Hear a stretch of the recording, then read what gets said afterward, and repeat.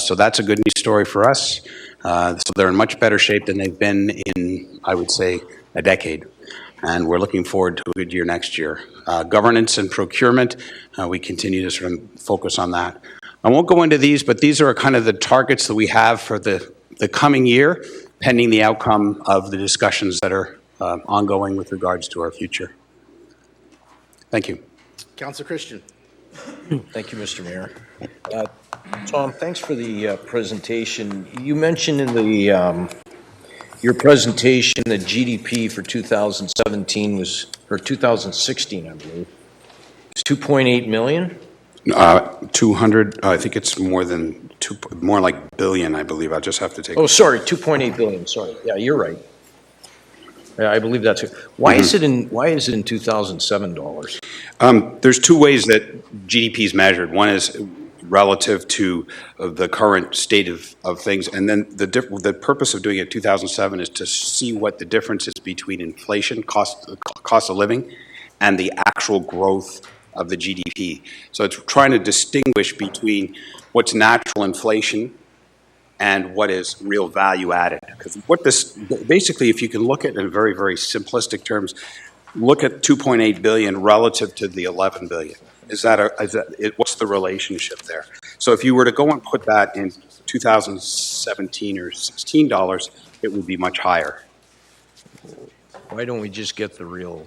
Well, it's called, what it's known as real GDP, and the reason that we do it this way is so we can compare year over year what kind of growth has occurred. So when I get the information from Stats, that would be useful information for me then. Yeah. The 2.8 billion means nothing if it's supposed to show a comparator. I don't know what the comparison is. So yeah. Basically, we're flat in terms of our growth. That's a different narrative. Okay. So looking at those slides, essentially, then our economy is being driven by steel and government. And so, how do we get to a place that, say, Thunder Bay and Sudbury that you've noted, where they've taken that and they've, for lack of a better word, have some value-added initiatives where they're tying in education and research and whatnot. How do we get there? How does the EDC, along with the city, get us there? Well, I'd say first, in fairness to Sault Ste. Marie, it's a much smaller and it's a less region-serving function than Sudbury or Thunder Bay. Those are sort of seen as the two regional nodes, as you have larger populations. And once you get, the larger the population is, between 100 and 125,000, you're getting close to a critical mass where there's an internal market that helps drive things. I get that. The stories are a little different, but they're just different time frames. You can recall that the mining in Sudbury had a tremendous upheaval, if I'm not mistaken, in the early 80s. And so they had to kind of reinvent themselves. So they've gone through this challenging exercise very early on. They had a larger a university. They were already a region-serving hospital. So what they did was lever those two things. And so they were a little bit ahead of the curve. The other thing is, to be quite honest, they get data that we don't because they are larger. So they could see what you just saw very clearly. It's that kind of information I haven't been able to see in my career for Sault Ste. Marie, and the kind of way that you can see it now and make that kind of stark differentiation. So that's been really a critical, is understanding how to do it. So we really do need all of our education. It's not just post-secondary, it's also, it's the educational institutions generally working together with health.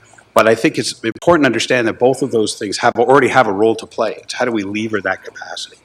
So you're saying that the government mechanisms don't allow you to get this type of information that you'd otherwise like to have, like Sudbury does. Is there anything that we could be doing at a council level to help you get this information on a more regular basis, if it's a tool? There's two things that we can do. One is we've got this agreement right now with MC, which is all statistics data. There's a whole, I can give you chapter and verse of the background for it. That's number one. And number two is, one of the things that we have is when we get to the size of the economy we have, StatsCan gets very uncomfortable because now we're down to one or two businesses or one or two, the populations and the details are so, you can figure out who it is. I mean, that's part of why MC did what it did, is it extrapolated out. I think we can make a case to look at what StatsCan can do as special runs for us, and we'd be pleased to look into it. Is it available at a cost, or is it just it's a cost. How significant is the cost? I don't know. It's not outrageous, but I know that special runs specifically, they charge. So it's a cost recovery. Okay, I asked that question because sometimes the cost is more than offset by the benefits that we might gain as a community. So just throw that out there. A couple more quick questions, if I could. Searchmont, what are the plans beyond the capital improvements? Are there any plans for Searchmont in terms of divestiture, selling it? I mean, I'm not, just personally, I'm not all that comfortable with the EDC, handling that thing. I hear you. There are sort of a four-pronged approach right now. So number one is to get it ready for next season and probably in the best position we've done so in ages. Number two, we have an open house on, I believe it's May 10th. Pardon me? May 10th, thank you very much.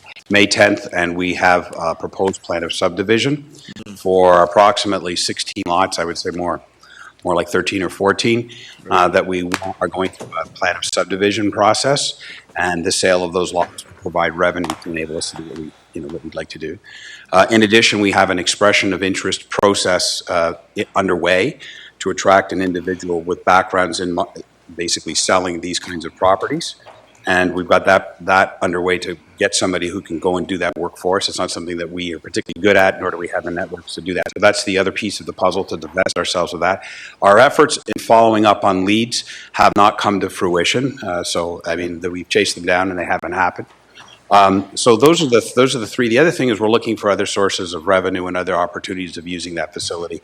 Clearly, I think there's a master plan requirement to integrate the destination attractions we have for this area and include Searchmont.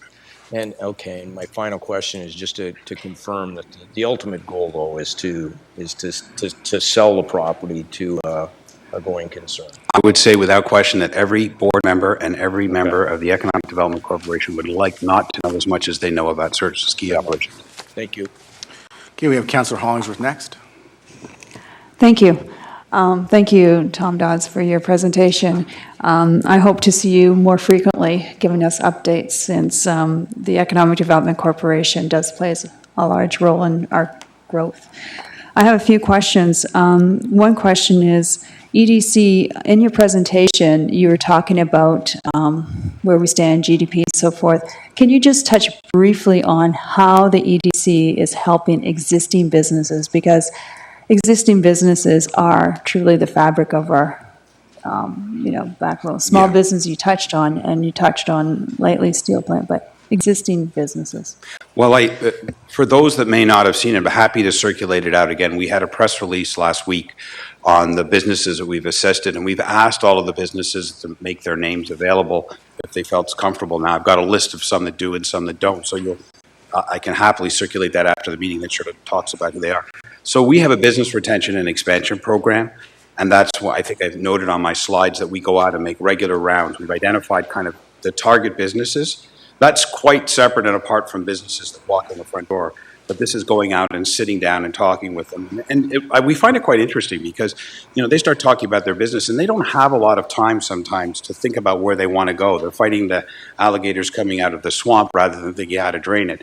And so we sit down with them and we work with them. And, I have to commend people like John Fabrero, who's got a remarkable network in this community, sits down and he's got quite proficient at working with them, making the applications, understands the language of a Northern Ontario Heritage Fund, understands the language of business, and makes those things work. I mean, that's what we kind of do. I get into the details, but we just do that on a regular basis. Thank you. And just one other question. In your presentation, you're talking about new businesses that have started. Can you just touch on a high level, what are the type of new businesses? Are they technology? Are they manufacturing? Again, just very high level.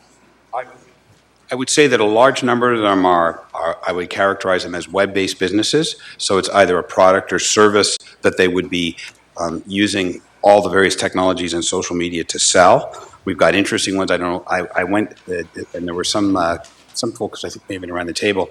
We have the starter program, and they have to make a pitch to us. It's a little bit like a mini Dragon's Den. So we've had folks come in and use. I don't know if you know what chaga tea is, but we've had a fantastic presentation on a person that, is basically making tea out of that and selling it in retail. We have also a person who's wholesaling that kind of product. We have groups that come in and talk about consulting services that they might be able to offer. We have some real success stories. One of the winners of one of the awards at Chamber of Commerce was Geronimo's Solutions, which is it's a marketing and development firm. So it's kind of all over the place. Then we have a lot of activities related to the relevant businesses of industrial services. Okay. Thank you. Is that all, Councillor Hollingsworth? Yes. Councillor Turco? Sorry, Councillor Fata, apologize. Very good presentation, by the way, Tom. Just wanted to touch on that item regarding the Ring of Fire. This meeting that's coming up on Wednesday. Mm-hmm. Yeah. Is it just if you can share with us a little bit? Is it just pretty much a general meeting where they're just going to let us know what's going on as far as the potential developments that may affect Sault Ste. Marie? But is there anything that we can read into this that should make us optimistic, or are they just following sort of a standard protocol?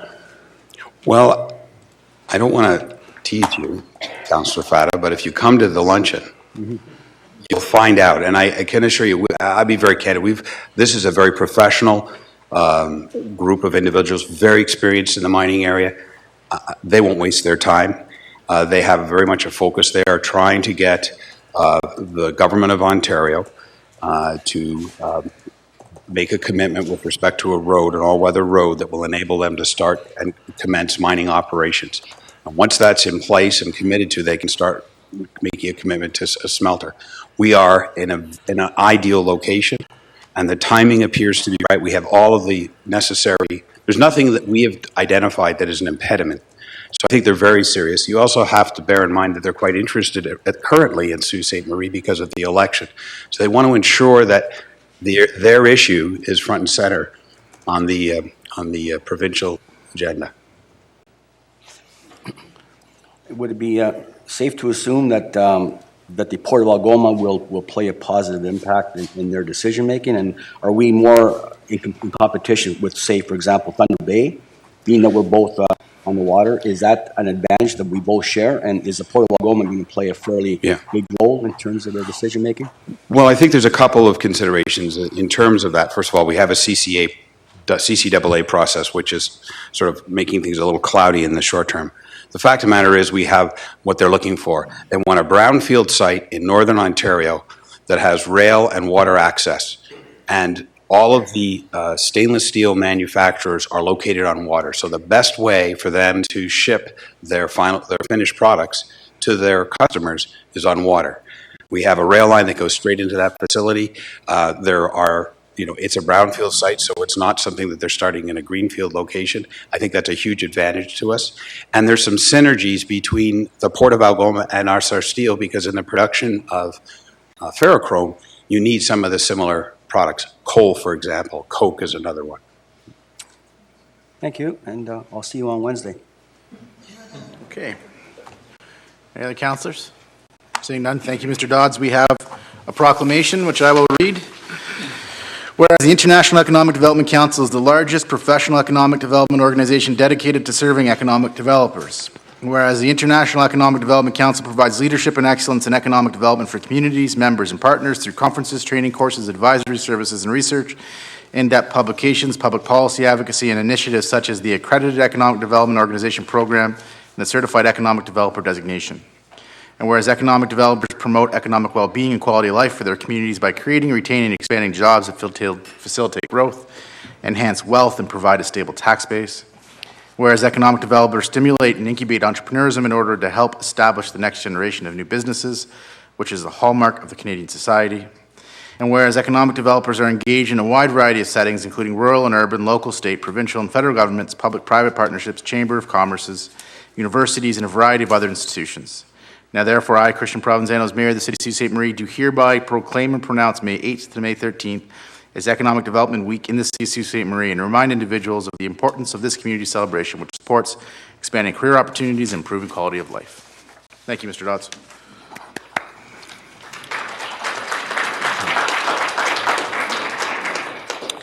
Mr. Mayor, members of council, our next presentation, it comes under item 6.20, Active Transportation Infrastructure Implementation Strategy.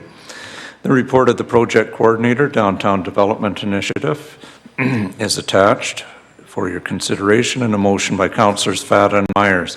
Resolved that the report of the project coordinator, Downtown Development Initiative, be received and that council approve the proposed implementation strategy in principle.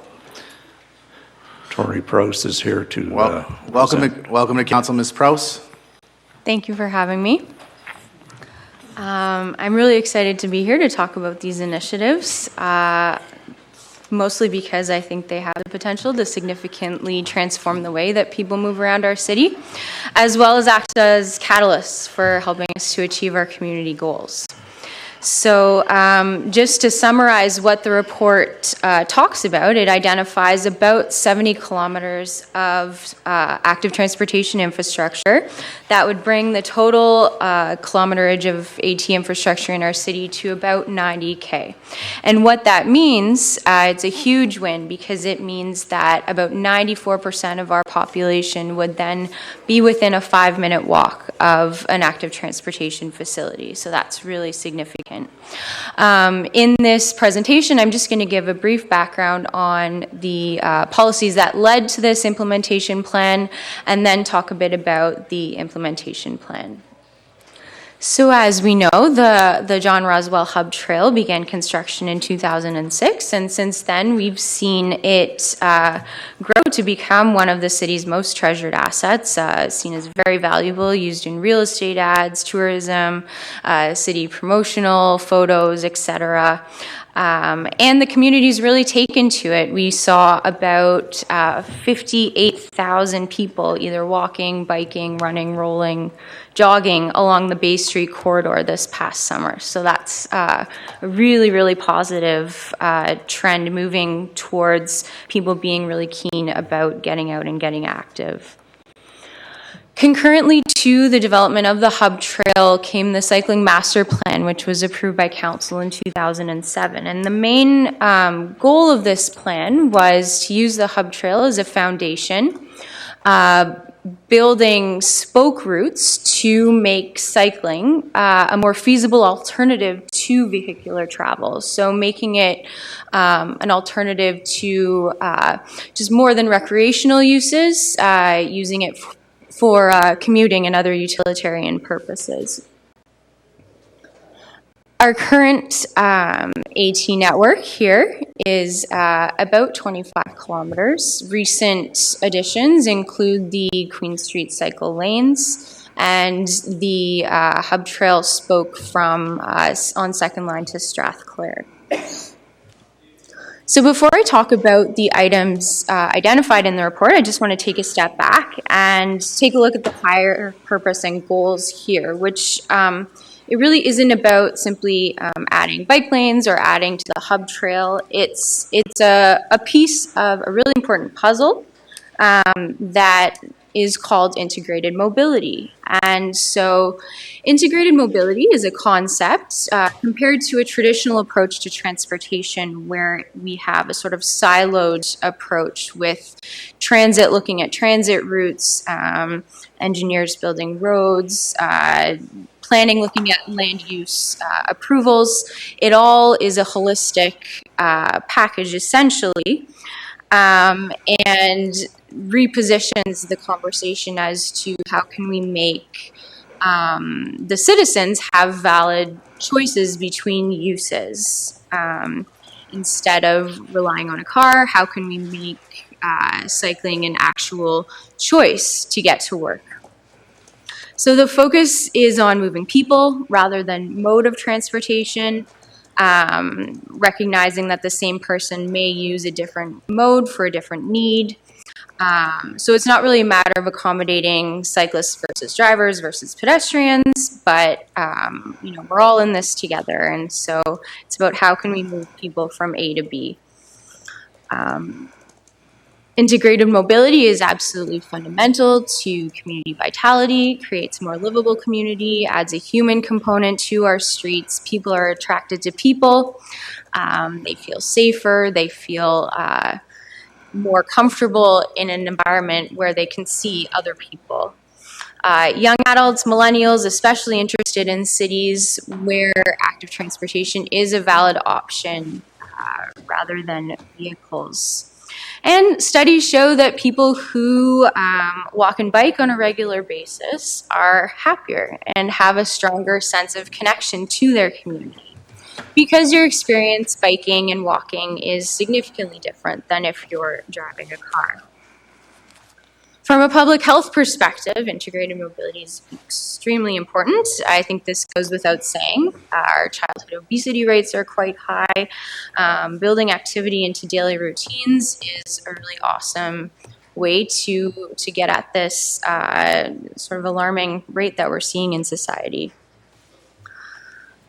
Social equity is a really important piece of integrated mobility. Keeping in mind that many people in our community are either financially or physically limited in their mobility choices, specifically in terms of access to a vehicle. We have an aging population, many of which who will soon be unable to drive or are already limited in their ability to drive. And so that can lead to a lot of issues with social isolation, lack of access to fundamental services, etc., as well as people on social assistance that cannot afford a vehicle.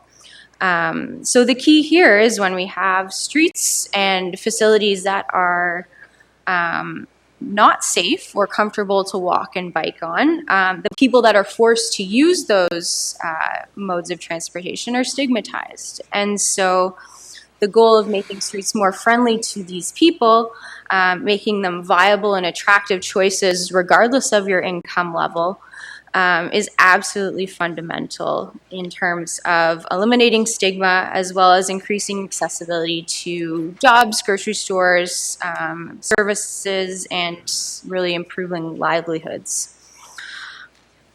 Moving into the implementation plan, we've proposed Trans-Canada Trail signage, and this is dealt with in another report on the council agenda, but when that would be completed, it would be approximately 22 kilometers of sign routes. And you can see that highlighted in the neon green on the map there. We've identified 8 potential new on-road cycling lanes, which would total 21.3 kilometers. Those are taken from the cycling master plan, identified as primary routes to sort of traverse the city. Road diets and multi-use paths. There were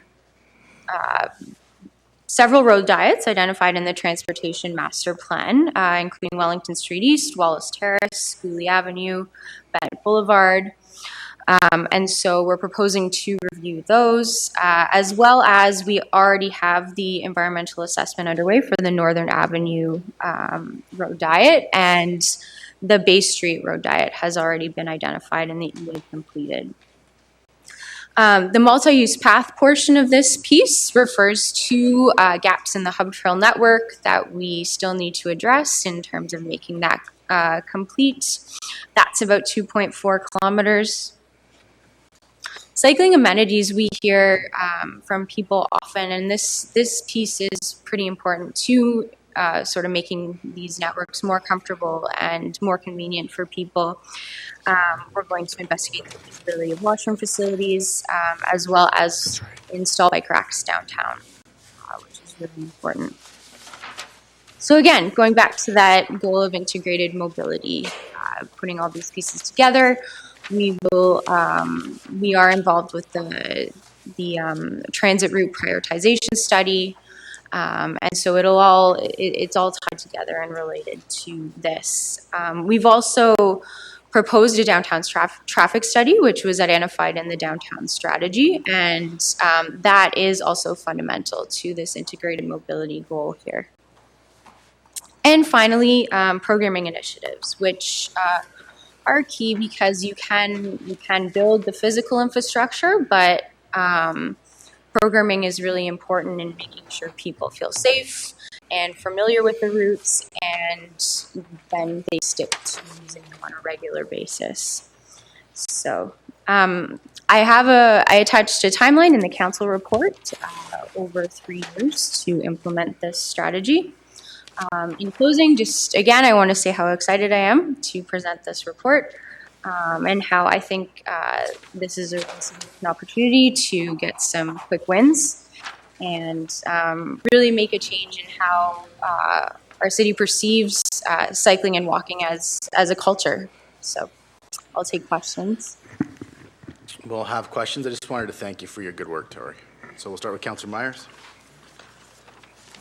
Thank you, Mr. Mayor. Yes, good work, Tori. It's great. It's exciting. I'm starting to feel old when I've sat at this table long enough to watch all this evolve. But then I look at Mr. McConnell and I don't feel that old because we were the same age. We went to high school together and we were in the same year. And he's been at it longer than I have, I think, on this matter, but it's exciting for sure. One of the things that just occurred to me when you were talking about the safety there towards the end, I know that we do have police services with an option of their different modes of transportation, and I believe they have bicycles. Mm-hmm. Do we ever see police services on our trails? Sort of, that's an extra piece of safety visibly that I think makes our citizens feel good. Do you want to comment on that at all? Yeah, I know with speaking to the police, they do make an appearance on bikes on the trails. I haven't spotted them myself, but we're actually part of a committee working with Algoma Public Health and the police services. It's called Vision Zero, and it works to get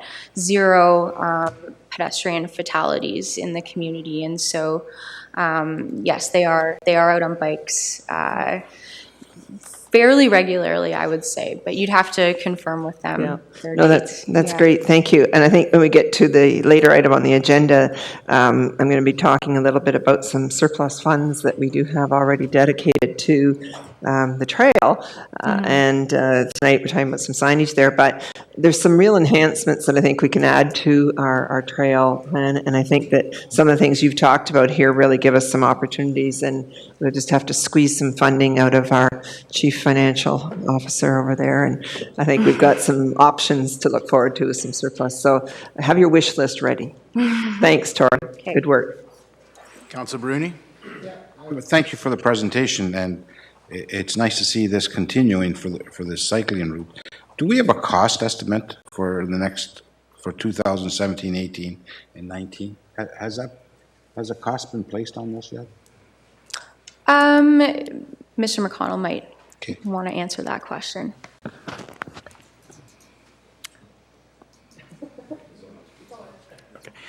Yes, with regards, just a little bit of background. The reason council is being asked to approve its implementation strategy in principle is that a budget has not been attached to these numbers yet. We've taken the approach that we're looking out to see, I mean, everybody's very aware of the city's financial circumstances. So the approach when developing this strategy was to see what could be done for reasonable costs. And basically what we've looked at is the possibility of adding a number of bike lanes to existing streets, or adding on-road bike lanes where a road is already being scheduled for resurfacing. We don't have specific costs for any of this work yet. However, we will develop that over this year in advance of Council's 2018 budget deliberations in the fall.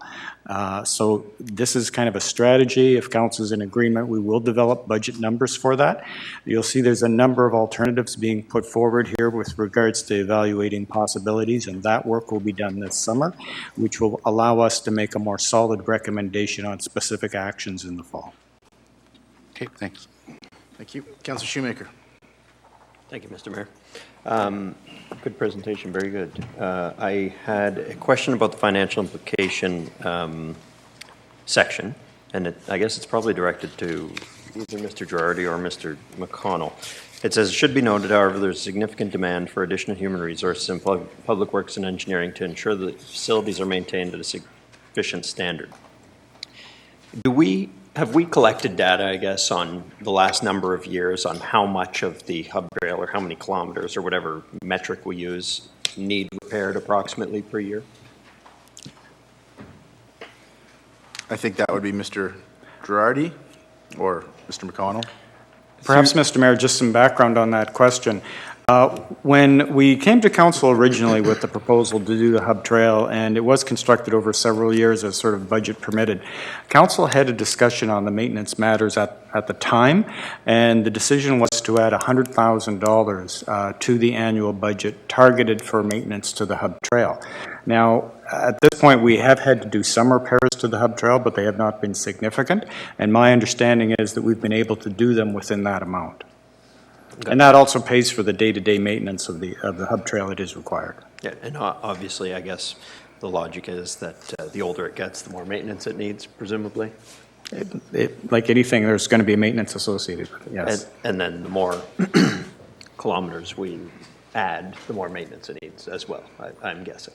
And that's fair, and we will, again, whenever we bring our report to council for approval, we do include an estimated maintenance cost, because that does affect our operations, and that becomes part of council's decision. And that, so here it just sort of notes it on a, excuse me, on a high level. But I guess you're expecting with any specific project that comes forward over the next, 3, 4, or 5 years, there will be a maintenance cost built into the estimates for either constructing it or changing the current orientation? That's correct. That's correct. And Mr. Mayor, just further on that, it's not a huge number that council may be afraid of, or I shouldn't say afraid of, concerned about. The asphalt portion of the hub trail that runs in front of Station Mall next to the waterfront was put down in 1991. And it's still there, and we have spent very little money doing maintenance on it other than sweeping the asphalt off. Yeah, I guess just, it says in the report there's a significant demand for additional human resources. So I just want to get a sense of what we're talking about. And then sort of, a more general question as to have we looked at other ways of maintaining it? Is it necessarily that it has to be folks from Public Works and Engineering, or have we looked at alternatives? If Public Works and Engineering is the best way to do it, we should do it as long as we know that in fact. Mr. Mayor, unless Mr. Girardi tells me otherwise, we've always assumed that city staff would do the maintenance. A lot of this stuff is on the road or associated with the road. It's just more efficient for us to do it. I guess I'm looking for confirmation of that. Yeah. So I think, I think you're one step ahead of us here, Councilor Shoemaker. Right now, it's, approval of moving in this direction in principle, and I think it's just building on the cycling master plan, which has already been approved, and you've pulled all of those routes out of the cycling master plan. So there's really nothing new here today besides a really important overline point, which is our planning staff is connecting all these things, putting them all together, and just showing how important it is to promote this in our community. So I think whatever the economic costs are, when we incur them, we should be advised. But there's also social costs that we garner from moving in this direction. It's a positive community benefit, I would say. On that point, I had a comment rather than a question, so I don't know if you... Go ahead. I know that I'm just going to have a little sip of water here. I know that the second line bike path towards where Walmart is well, there is no second line bike path right now. It's in the media, and there's a request for it. And so I met, and I know my co-councilor met with Andre Riopel, and my first inclination when I heard about that was, well, I'm not sure we want to encourage cyclists to be on that stretch of road. But he did make a very good point. That's where people shop.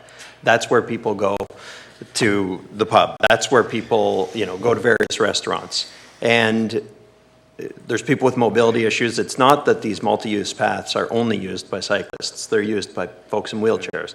They're used by folks with walkers. They're used by kids with strollers. So it's important to look at these things, I think, more than just as bike paths, because they really are, as the report very, very clearly lays out, active transportation, routes and that serve more than just bicyclists. And as you mentioned, really are a social equity way of getting people to where the places that they want to be are. So I think it's a good step in the right direction in that regard. Okay, Councillor Hupinen. Thank you, Mr. Mayor, and thank you, Tori. That was an excellent presentation. Very exciting. My question, I think, is for Mr. McConnell. And thank you, Councillor Shoemaker, for taking all of the words out of my mouth. What you said was pretty much what I had to say. I was going to bring up the second line, but I have a question. The master plan, the cycling master plan, is that etched in stone? Should there be a request to have something added to that plan? Is it possible because the budget hasn't been set yet? Mr. Mayor, to Councillor Hupenin, the cycling master plan was done a number of years ago. Is it etched in stone? Well, it's etched in stone unless council tells staff to revisit it, or staff were to come forward and say, hey, we think we need to kind of revisit this part. Everything that we have done to date is consistent with that plan. And all of the recommendations in the implementation strategy that's before council tonight are consistent with either the transportation master plan, which council approved 2 years ago, I believe, or the hub trail master plan, or the cycling master plan, which was also in there. So yes, is it etched in stone? No, but I can assure you that all of the recommendations that are being presented tonight are consistent with those plans. Okay, that's good. That answers my question. And I do have a motion on the agenda tonight, and it is regarding the request for a multi-use trail on the second line. And when I say that, I'm... Councillor Hooperman, can we speak to that motion when we get to it? Oh, yes, can we okay, stay focused sorry. on this one so we can get through this part of Okay, our thank you. agenda? That's, that answers my question. Thank you. Anybody else? Any questions? Councillor Hollingsworth? Thank you. Just for clarification, Virginia McLeod and I just started to talk about possibly about having those bike programs that you see in the larger cities, where people swipe their credit card, jump on the bike, and enjoy. Just for duplication, for my own knowledge, has that discussion taken place at all, to your knowledge, in your department before Virginia McLeod and I go further down the bike route? Not really, no, but it's an awesome idea. Okay. We thought the benefit is not just for people that live here, but sometimes you want to go for a quick ride, you don't have a bicycle, or tourists down near the cruise ships that may want to enjoy the bike trail in our city and our wonderful historical sites and so forth. Thank you. Councillor Christian? Thank you, Mr. Mayor. Just a quick comment to lend my support for the initiative. Appreciate the report.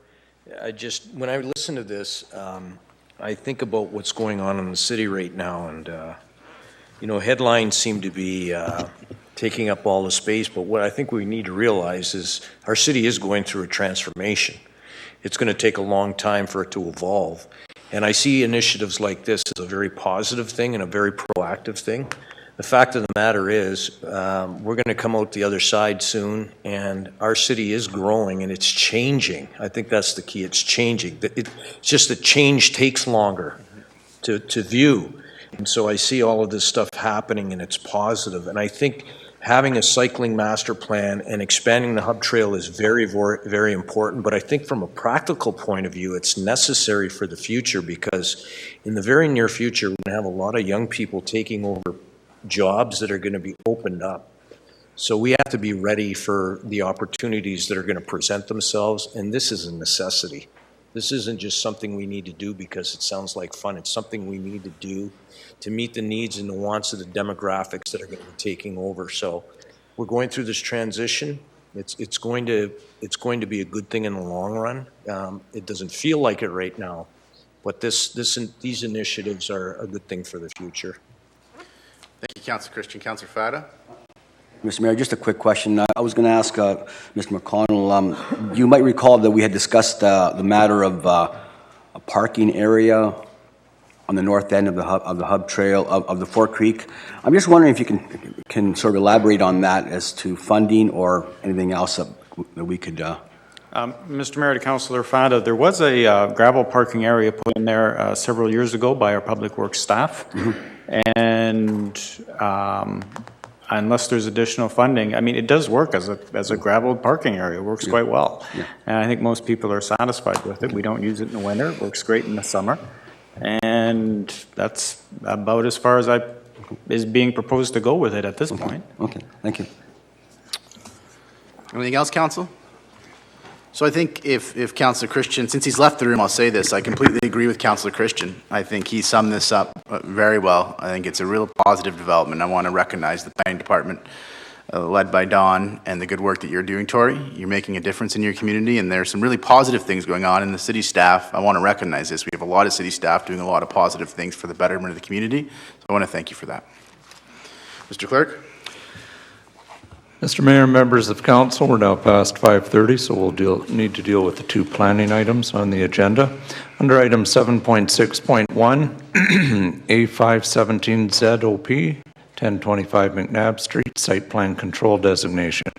A report of the senior planner is attached for the consideration of council, and a motion by councillors Bruni and Hollingsworth. Resolved that the report of the senior planner be received and that council designate the subject property as an area of site plan control. Are you going to speak to this, Mr. McConnell? Just very, very briefly, Mr. Mayor. Council dealt with this matter in April. This was to approve a rezoning to allow a new car dealership on McNabb Street. Within the body of the report, there was contained a recommendation to make the property subject to site plan control. However, that did not make it into the final recommendation or resolution. We have spoken to the applicant and to his solicitor. They're quite content with this report in front of council tonight and indicated to us that they were not going to be in attendance. Do we have any objections or any parties who have indicated they'd be in attendance that would be objecting to this application, Mr. McConnell? No. Are there any parties in attendance to object to the application? Does any council have any question of planning staff on the application? Seeing none, all in favor? Carried. Thank you, Mr. McConnell. Under agenda item 7.6.2, A617 ZOP, 677 McDonald Avenue, a report of the senior planner is attached for the consideration of council. This item will be enacted by two bylaws that will be read later this evening. However, if there are any questions of council at this point, you may direct them to the planning director once he's given his synopsis of it. Go ahead, Mr. McConnell. Quite simply, Mr. Mayor, you'll recall at the last meeting, council dealt with a proposed commercial rezoning on this property. It was approved. However, I indicated that an official plan amendment is required. That's before council tonight for your approval. Again, we have spoken to the applicant's lawyer, and he had indicated that he's fine with this and was not planning on being in attendance tonight. Do you have any information that anybody who was objecting would be in attendance tonight? No, I don't expect anyone. Okay. Is anybody here tonight that is objecting to this application? Seeing none, all in favor? Matters carried. Mr. Mayor, members of council will now deal with item 6.17, Community Garden, Forest Heights Park. Report of the manager of recreation is attached for the consideration of council. The matter will be enacted by bylaw later in the evening. However, as you may note on the addendum, there is correspondence from Jody Wickstrom. I'd just like to advise council Ms. Wickstrom is in attendance and is available if there's a question from a councillor on her correspondence.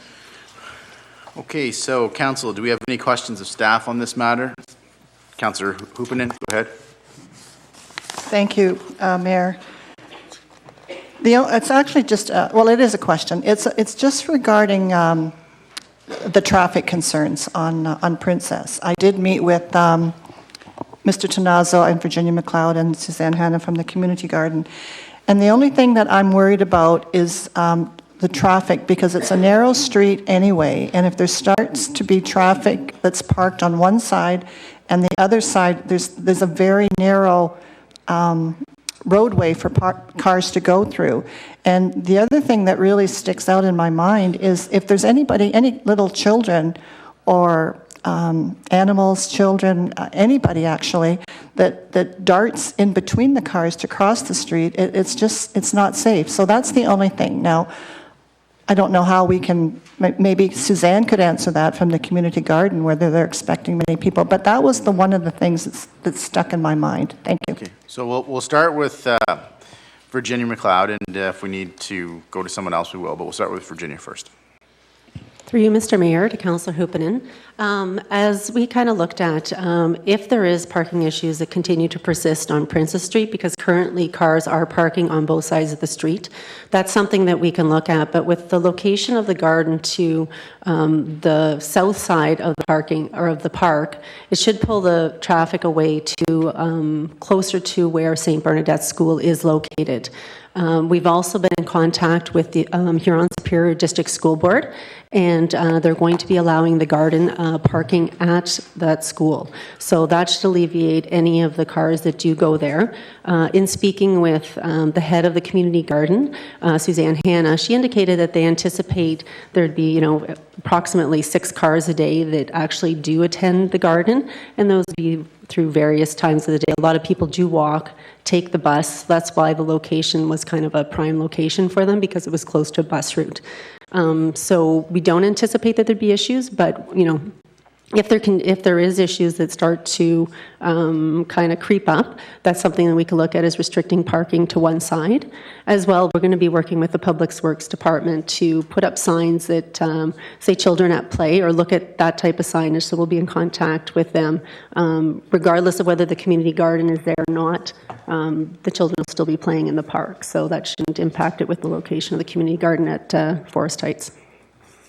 That's great. Thank you, Virginia. That answers my question. And just one other issue I wanted to mention. I did hear that there were some concerns of rats when they had the community garden at the Red Cross Center. Has there been any thought put into that, and will there be anything done to prevent that? Through you, Mr. Mayor, to Councillor Hupinen, that definitely was something that was brought up at the open house, and it was a concern that we looked at addressing. So the community garden will be bringing the composting off-site, so that should eliminate any of that potential issue there. So, trying to minimize any impact. That's great. Thank you very much. I'm finished. Okay. Councillor Hollingsworth. Just a quick question. I just want to recognize Suzanne Hanna for all your hard work in promoting community gardens here in our community, not just with this one, but you have helped tremendously with others. So it's a lot of work. So thank you for doing that on behalf of the community. My question is just to clarify, Virginia McLeod, you said that there was an open house. I think that was on April 26th, and there's no further open houses on this. I know that I heard May 26th, but I think it's really was April 26th, correct? Through you, Mr. Mayor, to Councillor Hollingsworth, the open house was on April 26th. We hadn't planned any additional open houses. We had 5 people that attended and received 4 comment cards back from that open house. Okay, thank you. Thank you. Any other questions for staff on this matter? Okay, Councillor Butland. Yes, thanks, Mr. Mayor. To echo Councillor Hollingsworth's recognition of Suzanne Hanna, she's done yeoman service in this particular area, and sometimes with great frustration. And any negatives that might be associated with these gardens are far outweighed by positives. And the Allard Street Garden by the Red Cross was a tremendous, tremendous success. It was unfortunate that it had to move, but really we should be promoting these community gardens right across the community, and I think there is some hope that more and more will be built, because they are a tremendous boon to the community, to residents that live in the immediate neighborhood. But the Allard Street Garden had brought people from everywhere of different ethnic origins, and a tremendous success. So let's get behind this. Thanks. Okay. Any other comments or questions? Seeing none, we'll have a vote in the matter. All in favor? Matter's carried. Did you want to oppose it, Councillor Hupinen? Yes. All, so opposed? Noted. Carried. Sorry. Mr. Mayor, members of council, we can now move to the consent portion of the agenda. We are on consent, council. So matters on consent. Councillor Hupinen, would you like to start? Matters in the consent agenda. Mr. Mayor, I just have a question. Sure. I believe we had someone in the audience regarding the community garden. I'm not sure whether she was willing to speak. Did Malcolm speak with her? Yeah, the clerk passed me a note. The clerk offered the person the opportunity to speak. The person, as I understand, wasn't looking for the opportunity to speak. Is that correct? I just wanted to say a couple things. Oh, I apologize. Malcolm, what was your understanding? Oh.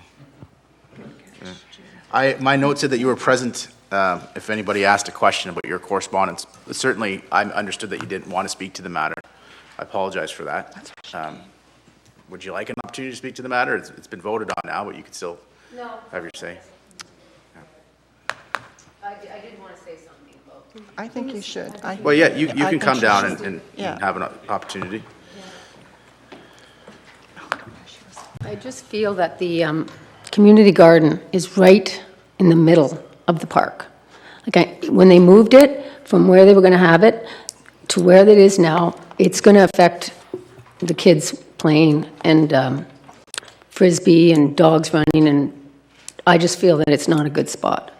So you don't object to the garden being there, you object to the placement of the garden? Well, I kind of object to it being there because that park is well-used by kids. And the way the plan said, it was 120 feet by 81 feet, or I don't know, like it's very, very large. It's going to take up a big section of that park. And the kids, if you see them, every day I see them running all through the park. What are they going to do? Like, they throw the frisbee, it's going to go into the garden. They playing baseball. Like, I just don't understand why it has to be right in the middle of a city park, like where the kids play. To me, it seems, there should be another spot that's not so close to where the kids play. Virginia, did you want to speak to that issue? Through you, Mr. Mayor. The garden location actually is located on the perimeter edge of the park, which separates Forest Heights Park from St. Bernadette's, so the Huron Superior District School Board property. So it is on the outer edge of the park area. It's not located right in the middle, so there is still a very large space that runs through the middle. It will not impact the playground equipment that runs along Palace as well as Princess, because it kind of follows an L shape corner of the park area. So there's still going to be a very large area open in the middle of the park for children to play, people to walk their dogs, and it will not impact a path. So a lot of people cut through from one corner over to the other, and there's kind of a footpath that goes through the middle of the park. It won't impact that traffic flow. I feel that it will. I just the way where it is, it's like just on the corner of the separate school board property and the city property, and I know where that line is because there's like a little ditch there, and it's going to run into where the kids. I know I saw it. I looked at it, and I could see where it's going to run farther into the park. Then, unless you're making it smaller than what the little diagram says, but. What do you know what percentage of the park it occupies, Virginia? Through you, Mr. Mayor, I'd probably say, if I had to guess, and I don't have the exact measurements, maybe about 1/5 to maybe a little bit greater than that, maybe a quarter of the park total. 20 to 25% of the park. Yeah, probably. That's a lot, I think. Would you agree with that assessment? Is like 75% of the park still available for kids to play in? Yeah, but the school, like the playground area with the swings and everything is in one section, and then where the kids throw the ball and people throw their ball for the dogs and stuff like that is the other part, and that's where the community garden's going to be. Like, what happens when they throw the ball into the garden? Like, what happens there when people are... But I suppose a dog's going to run in the garden and get the ball. Whatever. Like, is it locked off, or, like, I don't know, is it... Well, I don't think dogs are supposed to be on a leash in that park in any event. Correct. I know, but kids and stuff, I'm just saying, is it all blocked off by a fence? Or can people just walk in and out? Yes. Is there a fence around the garden, Suzanne? It's proposed to have a chain link fence no higher than the existing fence that currently goes around the garden. Okay. Which is? About waist high. So. It's not supposed to be seen as a prison, but it is supposed to give definition and safety so children don't fall on the beds if they're there in the middle of the night, to keep dogs out, et cetera, et cetera. Do you have anything else you'd like to say, man? No. I just oppose it, that's all. I just don't agree with it at all. Okay. Your opposition is recognized. Okay. Mr. Clerk? We can move back into consent, Mr. Mayor. So we are in the consent agenda. I started with Councillor Huppin. Did you have anything on consent you wanted to canvass? Not right now. Go ahead. Okay, Councillor Hollingsworth? Yeah, I have just a few items. I'm starting with, on the consent 6.5, council travel. Okay. Clarification, I believe you, Mr. Mayor, is going to be going off to a conference, CANSEC. I think it's wonderful, and for the benefit of those people at home, can you outline the reasons why you're going to this particular conference? Sure. So I think about a month back or so, FedNor with the 5 economic development agencies in the larger communities in Northern Ontario, Thunder Bay, Sudbury, North Bay, Timmins, and Sault Ste. Marie. We're here in Sault Ste. Marie hosting a number of prime defense contractors. So when the federal government procures defense contracts, it has a certain amount of content that has to be Canadian. And it can be Canadian by either direct purchase, i.e. you buy a part from a Canadian company for the procurement, or indirect, in lieu of actually buying Canadian content, you can make contributions to Canadian institutions. So this is an activity that the federal development agencies, like COA, Atlantic Canada, FedDev, Southern Ontario, they're really engaged in, and they have full-time staff working on these things. Unfortunately, FedNor doesn't have the same amount of resources, and they don't have the same amount of staff available to work on these projects. But they're doing their best to try and get Northern Ontario into this process. So I attended the meet and greet here, and I had dinner with 5 of the prime defense contractors that were in the Sault to meet suppliers. And the suppliers weren't just Sault suppliers, they were Northern Ontario suppliers. So it's a regional effort. And as a result of me participating in that, speaking at it, and then having dinner with some of the defense contractors, I had a follow-up meeting with FedNor to see what else we could do to really encourage this, and to see what we could do about getting Northern Ontario into this process, because Southern Ontario is in the process, and Atlantic Canada is in the process, and we're not in the process to the same degree. So they suggested one of the things that might be helpful is if I attended this conference as a guest of FedNor, which is really nice because it's an expensive conference fee to pay. So we looked at my calendar and we moved some things around, and I'm going down. One of the things that I took from the meeting I had with the 5 companies that were down here that I met with prior to the day they had meeting suppliers, these are long-term relationship development activities. And they need to see you, and they need to see you again, and they need to see you again, and they need to see you again. And, you know, they see a lot of parties from Atlantic Canada, from Southern Ontario, and they need to see more parties from Northern Ontario if we want to get into these processes. So I thought the bang for the buck, you know, it's not very much money relative to what we get to go do for 2 days. So I thought there was a lot of value in it. It's a long-term effort, but it's, I think, the beginning of one. And I commend the effort FedNor's making with very limited resources and staff. And they were happy to have me go along, and I'm happy to go with them and attend this conference and see who I can talk to and see what it looks like. And I should say that the EDC is sending John Fabrero, so I'll be there with John, and I'll be hanging out with John, and I'll be meeting people with John, and I'll do what I can do to obviously talk up not just the Sault, but the Northern Ontario region. We have a collective approach with the other mayors in Northern Ontario that we're trying to raise the profile of the region and not just our respective communities. So I didn't see any harm in it. I thought it was the right cost, and there's probably some long-term value, no immediate value, but some longer-term value. So we have to start doing these things, I think, looking on a long-term basis and looking down the road a bit. Good. I agree. Relationship building, planting the seed. I do have another item, 6.9. Can I go on to that? Anybody else on 6.5? Seeing none, 6.9? 6.9, first quarter financial results. I just want to say again, it's good to see that we're receiving reports. And I know some of my other fellow councillors are saying that we don't need this information as frequent, but personally I do. I think having this type of update every quarter allows us to fully understand where we stand financially, and also it helps the community know. I do have a few questions, but before I jump into the questions, I also think it's important that the community fully understands that council and the mayor, we are on top of our finances, and of course we are concerned about our future. So my first question is this. I guess I'll direct it to Shelley Scholl. And my first question is, these financial results, our budget, refresh my memory, does it include the possibility that SR will, in the future, in the next maybe couple months, pay any taxes? The budget's set based on our required levels of service as council passed it. So at the time the budget was set, no, there wasn't any consideration at that time. Okay.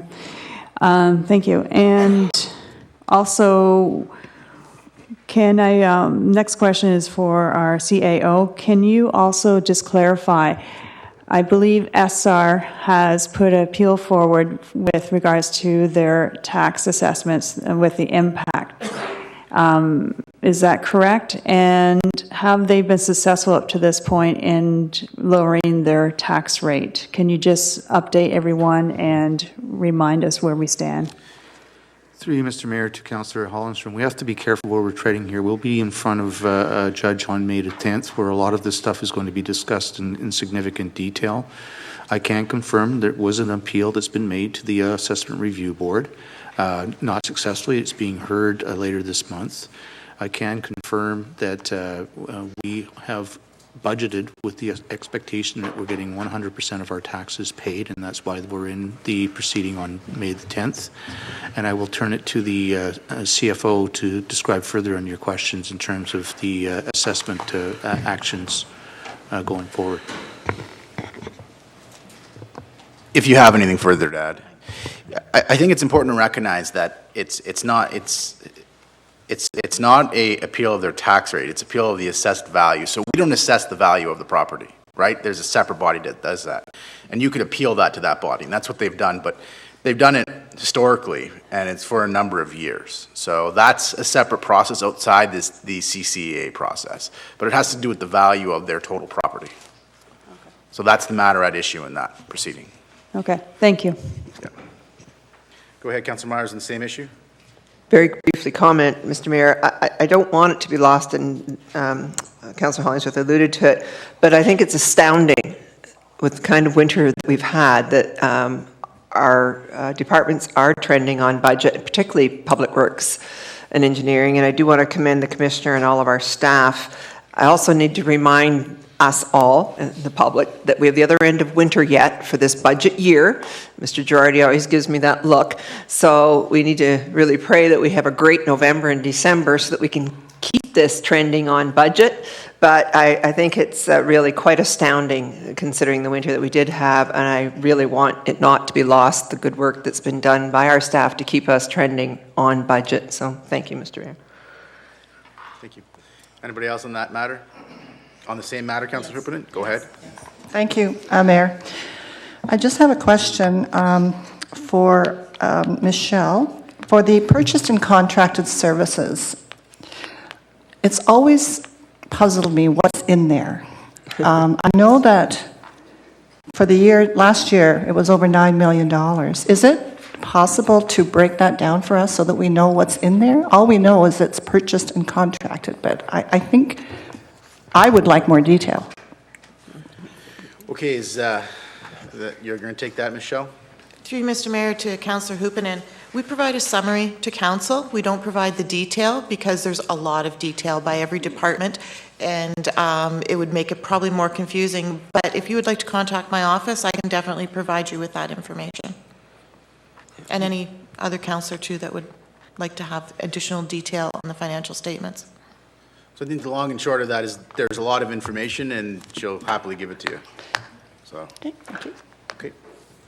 So anybody else on that matter? Seeing none, Councillor Hupperton, do you have any? Oh, sorry, Councillor Hollingsworth, have you done the matters in the consent agenda you have? You're good? Yep. Councillor Hupperton, do you have any matters in the consent agenda? Yes, I do. Go ahead. 6.1.2. The petition that was submitted for the build-a-bike path on Second Line. Okay, yep, sure, go ahead. 6.1.2. Yeah, the reason I support this is, it took me a while to get here, but firstly, it's the first reasons were, I believe that we do need a multi-purpose trail. It makes sense. This has all been said already after Tori's presentation, but we need to get the bicycles off the road, and we need to, it would help traffic flows. So I think it's very important that this gets looked at. And secondly, this is what really made me start thinking about this, is we received a letter from Shannon Gowans. She's the chair of the Accessibility Advisory Committee, and she's indicated that the multi-purpose trail would greatly improve access to purpose with disabilities. I've been hearing all evening all about the cyclists and the walkers, but I haven't heard that much about people with wheelchairs and disabilities. So I did hear Tori say one thing: we can all share, and I think bikers and walkers and runners and wheelchair people with disabilities. So I think it's very important that that council support this motion, and we get an idea of what the cost would be and if it's possible, if and when. What I would like to see is Sault Ste. Marie's slogan, naturally gifted and accessible. So just to be clear, the motion isn't to build a bike path. The motion is to refer this matter to staff for a report. That's back. exactly right. Okay. That's all we're asking. Okay. Anybody else on that? Seeing none. Councillor Hoopen, do you have any other matters in the consent agenda? No, thank you. Any other councillors have matters in the consent agenda? We'll go with Councillor Myers, Councillor Bruni, then Councillor Shoemaker. The first one is 6.2, why do you love Canada? Okay, go ahead. Do you know why we love Canada, Mr. Mayor? I do. Your office took the lead on this, and I want to thank Lisa Bell and your office very much for this idea. It's a fantastic Canada 150 idea. So it's on our city website. I just want to encourage everyone. It's geared towards our school children to write a story, elementary school children, and they have a lovely bin in our foyer of City Hall where the stories can be submitted, dropped into the bin, and they'll be drawn. And I think you, Mr. Mayor, will be doing a draw from that monthly and commencing in June. And we will have young people come before us and tell us why they love Canada at our council meetings of the future. So is there anything on that, Mr. Mayor, that you're wanting to chime in on? It's your initiative, really, from your office. Yeah, no, it's a great initiative, and we really want to hear from the kids in our community. So I appreciate fantastic. you bringing it to everybody's attention, and hopefully the media also bring it to everybody's attention, because it's a real great story, and we'd love to hear from the kids, and we'd love to hear why they love their country, and it'll be a lot of fun. So thank you. Another couple of items here. I assume no one else on 6.2, so go ahead, Councillor Myers. Okay, 6.11, 6.11, it's the 2018 budget timeline. Okay. This, on this one, we're certainly looking to have budget done by December, but as was said in the report, levy setting still won't happen until the end of April, 1st of May, and there's lots of reasons why that would be the case, not the least of which would be our Ontario Government Partnership Funding, DSAB's levy, and a number of things. There's a lot of factors that go into the budget setting, so I'm just trying to figure out how realistic it is, even though we're asking for budget to be done by December. But when you're looking at, say, our Public Works Engineering Department and their operating costs, is it realistic to expect them to be able to set those figures and a budget by the end of this year? Because I know that it's our biggest department for spend, and as they look to next year's operations, there could be a significant difference in what they need to operate. How tightly are we holding people's feet to the flame with a December timeline for budget when in fact we don't set levy for 4 months after that anyway? So I just wanted to raise that question. It might be a rhetorical question, Mr. Mayor, I don't know. Well, we did it last year, and I just note there are much bigger municipalities than us that have much bigger public work operations that set their budget by December. So I mean, I something that I think we can do, but we'll let the CEO speak to that. Thank you, through you, Mr. Mayor, to Councillor Myers, and I will turn it to the CFO. Setting the budget early provides us with an opportunity to have a knowledge of what we're going to want to go out to in terms of our contracts, et cetera. We do have the capacity to do it. It was a challenge when we first shifted to this because it meant effectively we did 2 budgets in 1 year. But again, the tax ratio efforts and the tax levy efforts are not so much waiting on provincial monies, because those are assumed, DSAB money is assumed in terms of the amounts. It's more in terms of what it is that's going to happen to the different tax classes, and that's where I'll turn it to the CFO to explain a little bit more in terms of why the levy follows the actual budget. The budget itself, though, it allows us to have a greater ability to go out earlier and probably get better prices. Through you, Mr. Mayor, to Councillor Myers. Just to expand a bit on what the CAO's already said, we need to delineate between what is levy and what is tax policy. If you recall, at the last meeting, we set tax policy, which set the tax rates. That is only a method of allocating the tax levy. When we pass the budget in December, that's the levy that we have to raise. And as the CAO said, we did 2 budgets last year, and we did quite well, I think, in getting those to council on a timely basis. And the timeline that's proposed now is the same timeline that we followed for the 2017 budget. So we'll see how it goes again this year. And if there is issues that we're finding from the departments and being able to get their information, we'll definitely inform council and look at something different. But this is the timeline we're going to follow, and it's best practices to have it done before the budget year starts.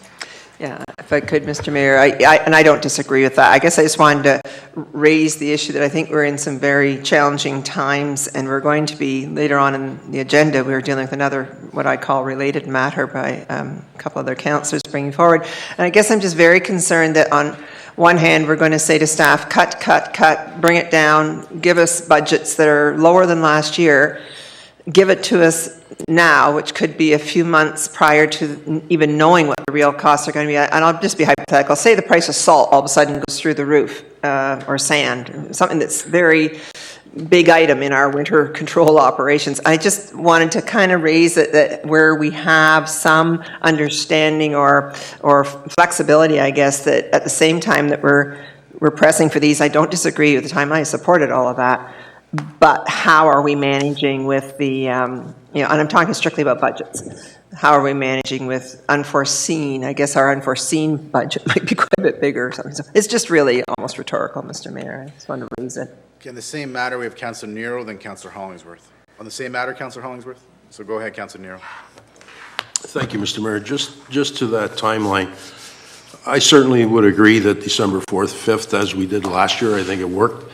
But I think we also have to keep in mind to, Councillor Myers' concerns. Council can move that date. I mean, if we don't arrive where we have to be, if there's more information that's coming, then, we settled as late as April before that. So it could always be moved. Yep. Sure. Okay, Councillor Hollingsworth. Thank you. Just to allude to my ward mate, yes, we do have some challenging times, and I'm not sure this may come to another part of the agenda, but I'll mention it now.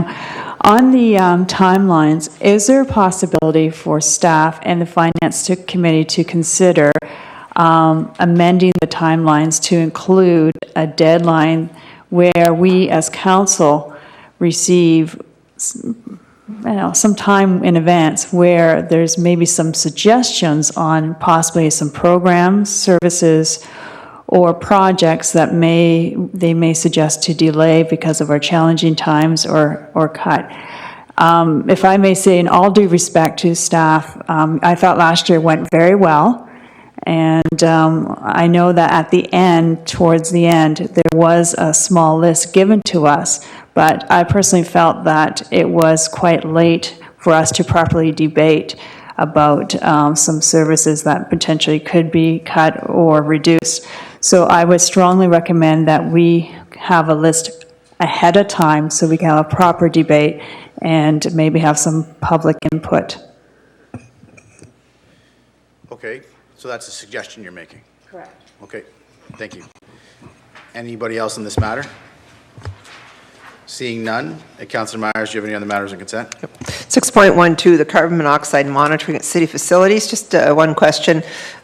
Looking at the report, quite informative. I was a little bit surprised to read the piece about the Heritage Discovery Centre, that it wasn't required by code when it was built, because it's actually one of our newer facilities. So I'm a little bit curious, is the Ontario Building Code not is it Ontario Building Code that it would come under? Why are they not requiring the CO monitoring? I mean, it's almost, that's quite disappointing to hear that. Through you, Mr. Mayor, there is some Ontario Building Code issues relating to that. There's also our proximity to, in terms of population and proximity to other, to the southern communities. But I see Mr. Vera is back at his seat, so I'll let him answer more fully in terms of the report itself. Did he hear my question? It's really specific to the Heritage Discovery Centre being one of our newest builds, and why, I think it said in the report that it wasn't required by code to have CO monitoring, which is surprising to me. Mr. Vera, are you prepared to answer that question? Yes. Because it's an assembly location or place for assembly, excuse me, there's no residential people. It's not a residence where people are sleeping. There are limited requirements in those cases for those types of buildings. That said, staff is looking at and has implemented steps to implement CO monitoring there, given the sources of heat. Thank you. Therein lies the point. Thank you. And then the only other question around this, it says in the report, senior centers have CO monitors, but they're not hooked up to an alarm. Can you comment on that, Mr. Vera? Are we going to hook them up to an alarm? I mean, it's one thing to have them, that's great, but if they're not hooked up to any type of an alarm, then what? A central alarm system. They make noise when they're triggered. Well, I don't want to get too far down the road on this whole subject, but there's the point being that, are we going to try to get a more equitable approach in all of our city facilities? I guess that's really the overarching goal here. Yes. Right. So they'll all be hooked up to alarms at some point in time, and so on and so forth. Central alarms. Mr. Vera can speak to that. Thank you. Yes, through you, Mr. Mayor, to Councillor Myers. The CO detectors do have an alarm. They make a sound when the CO goes off, but correct, they're not currently hooked up to a central monitoring system.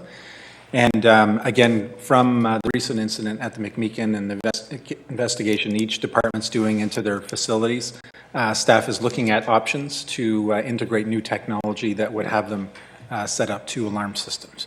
Thank you. And I would wonder, and I know you'll investigate this, there may well be some funding opportunities because there's more and more education happening on this anyway from a provincial point of view. Thank you, Mr. Mayor. No problem. On the same matter, Councillor Shoemaker. Thank you, Mr. Mayor. Through you to Mr. Vare, there was the Civic Center. It says vehicles are not left running in the garage and the doors left open when a tractor is in use in the winter months, and so there's no carbon monoxide detectors on site. It seems to me that it would only be prudent to have one on site anyways. Is that happening? Yes, through you, Mr. Mayor, to Councillor Shoemaker. In fact, I talked with Larry Girardi earlier today and received communication that since this report is done, they have gone out and acquired CO alarms, and they have been implemented in the garage.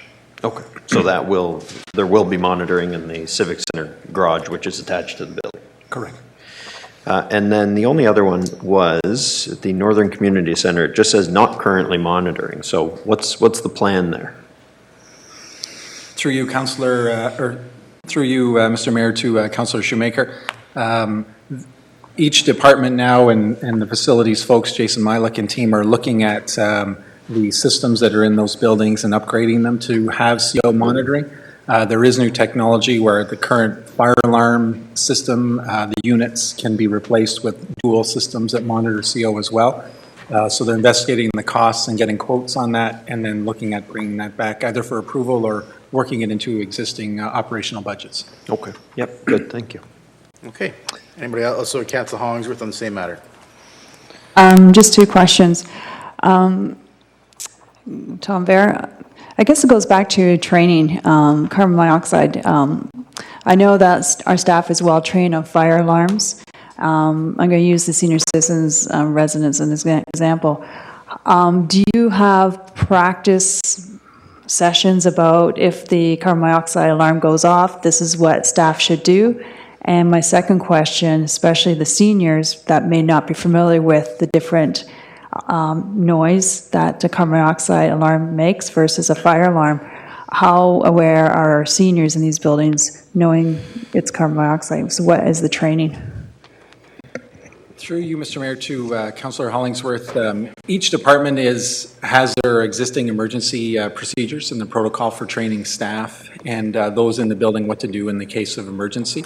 I would say this is an emerging area in terms of CO monitoring detection across all facilities in the building code in general. I would expect that in the future building codes will be modified for increased levels of CO monitoring. So given our incident at the McMeekin, staff are looking at their current procedures and policies and making any adjustments necessary in that regard. Okay. Anybody else in the CO monitor issue? Thanks, Tom, and to your staff for your good work on that. It's good that we have a handle on where they are, where they aren't, and we're putting plans in place to make sure that all the buildings are properly monitored. Councillor Myers, we're still with you. Thank you. 6.14, it's just a quick question to Virginia McLeod regarding the financial assistance for cultural competitions. This is great to see. And Virginia, my question is just a real quick one. Is this a new program, or have we always had it, we just don't see it that often? Because it's the sport ones that we usually see. That come from PRAC. We usually see the sport assistance, but I don't recall ever really seeing the cultural assistance. So maybe I've just missed it in the past, or is it a fairly new one? Or? Mr. Mayor, to Councillor Myers. The program's been around for quite some time. I had to go back and look. The last application that came through was in 2008.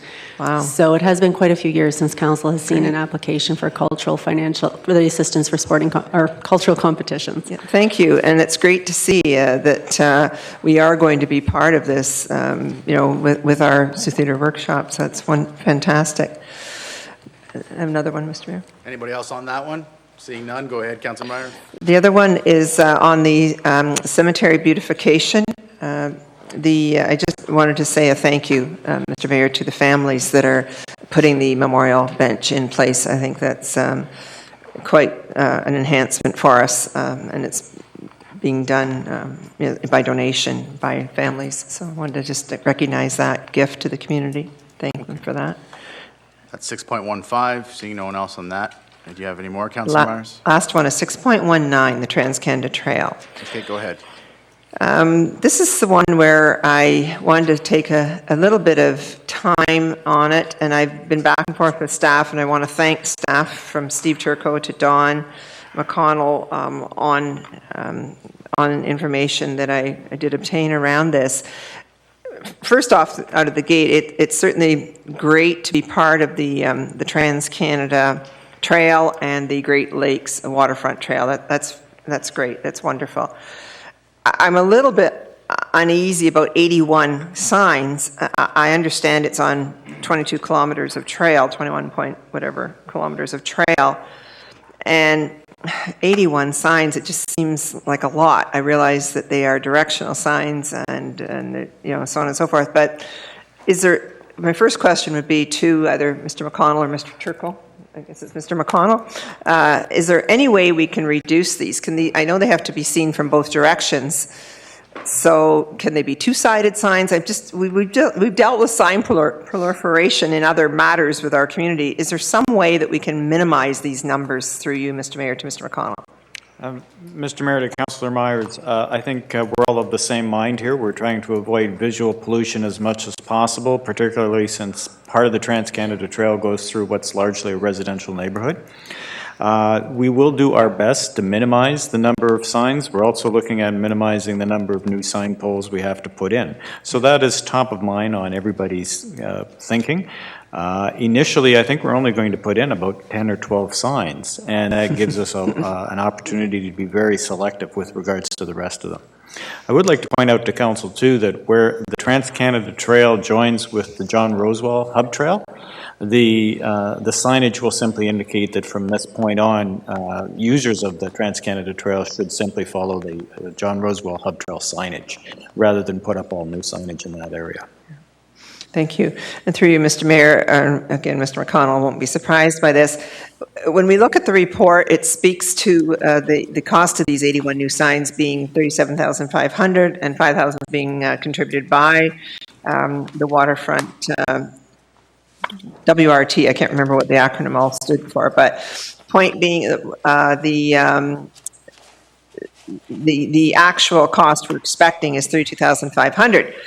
But the report states there's 41,000 remaining in that portion of the budget. And then I was in touch with our finance department and learned from Jake that there's actually $61,000 in the reserve, of which 41,000 has been earmarked for the signage for the trail. So could I ask you, through you, Mr. Mayor, Mr. McConnell, he's prepared for this.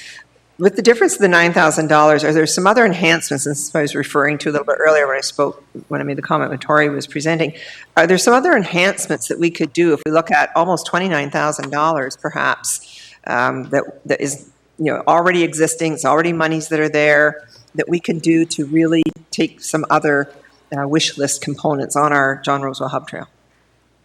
Mr. Mayor, to Councillor Myers, a couple of points. One, the reallocation that's being recommended tonight of the $41,000 is money that was previously approved by Council for Hub Trail signage. We're at Council tonight because this is largely not part of the Hub Trail where we're proposing to place these signs. And that's consistent with our arrangements with the Trans-Canada Trail folks. Do we anticipate that it will take all $41,000? No, we don't. We'll be able to report back later on this year, hopefully, as to how much money is actually left. Is there additional funds left in the Hub Trail Reserve? Yes, there are. But the expenditure of those funds would require approval from Council for any use whatsoever. So if there was something in particular the council wanted staff to look at, we certainly can. We can develop a budget and bring it back for council's consideration. Thank you. And finally, that's what I was going to go with this. And again, to Mr. McConnell, through you, Mr. Mayor, when you come back with the report from this piece tonight, I would hope that perhaps you could come back with some recommendations as to how we can take the balance of the funds and do something more to enhance the trail. So thank you, Mr. Mayor. Okay, on the same matter, Councillor Shoemaker. Thank you, Mr. Mayor. Through you to the Director of Planning. Are all the signs that go up going to be within the boundaries of the City of Sault Ste. Marie?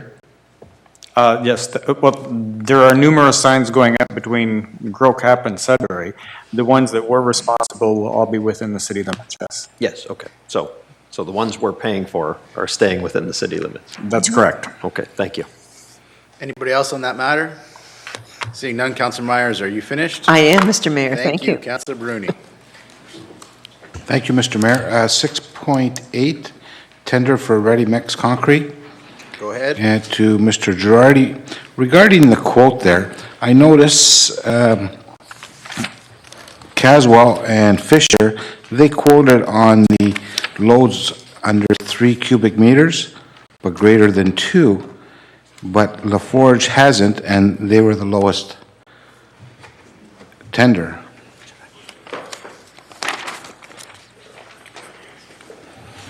To you, Mr. Mayor, to Councillor Bruni. When all three companies are requested to provide information, the load 2 cubic meters or less is the one that is used the most. So purchasing reviews the tenders that are coming in and evaluates what our uses was the previous year, and it comes out that Lafarge was coming in with lower prices. So overall, the usage of concrete from Lafarge would be considerably less. For loads 2 cubic meters or less, you're saying Lafarge? Our loads for 2 cubic meters or less, you can see the costing in there. The loads under 3 cubic meters but greater than 2, that's something that's very seldom used. So it's not an area that we use primarily, so it's not an area where it falls. So that's why they evaluated all the areas that we used primarily. So that's where the lower costing comes in. Okay, for the 2 cubic meters or less, which you mentioned, Caswell was $100 for the unit price, and Laforge was $110. See, in this quote here, or 2 concrete companies included the under 3 cubic meters but greater than 2. The winning one did not include a price or anything. To you, Mr. Mayor, to Councillor Bruni, I'm going to have to confer with the purchasing agent to see how he came to the results. So probably best to pull this one at this time, just to get clear confirmation on what his evaluation was. Okay. Good. Thanks. So to be clear, we're pulling this from the consent agenda? Yeah, I would say pull it until I can get clear confirmation, because this is done through the purchasing department. Yeah, so it'll be put on the meeting for the May 29th meeting? Yep. Okay, so we're going to pull that report from the agenda tonight, Council, so 6.8 will be pulled. Councillor Shoemaker, then you probably don't have a need to speak on that one tonight? I mean, you can if you like. I just would note that, to Councillor Bruni's point, that it may be that these other ones are actually cheaper if the one that, is not being quoted for by Lafarge is included. So I would like some clarification on that. Yeah, absolutely. So, I think the problem is Mr. Gowans isn't here tonight, so we'll get a confirmation from him, and we won't decide on this tonight. We'll put it over to the meeting on May 29th. Thank you. I hope that doesn't prejudice anything in Public Works, Mr. Girardi, but in any event, the report should be someone should be here to be able to explain the report to council. So, Councillor Bruni, do you have any other matters on consent? 6.25, the ditching. Okay, go ahead. Just a couple of questions to Mr. Girardi. I notice you have a list of ditches that need to be cleaned. Now, did staff go around, or is this accumulation over the last couple of years and calls from councillors? Yeah, through you, Mr. Mayor, to Councillor Bruni, that's an accumulation of calls from councillors. We do know priority areas that have to be done, and certainly calls from constituents. So it's based on all three, but then we prioritize them. Okay.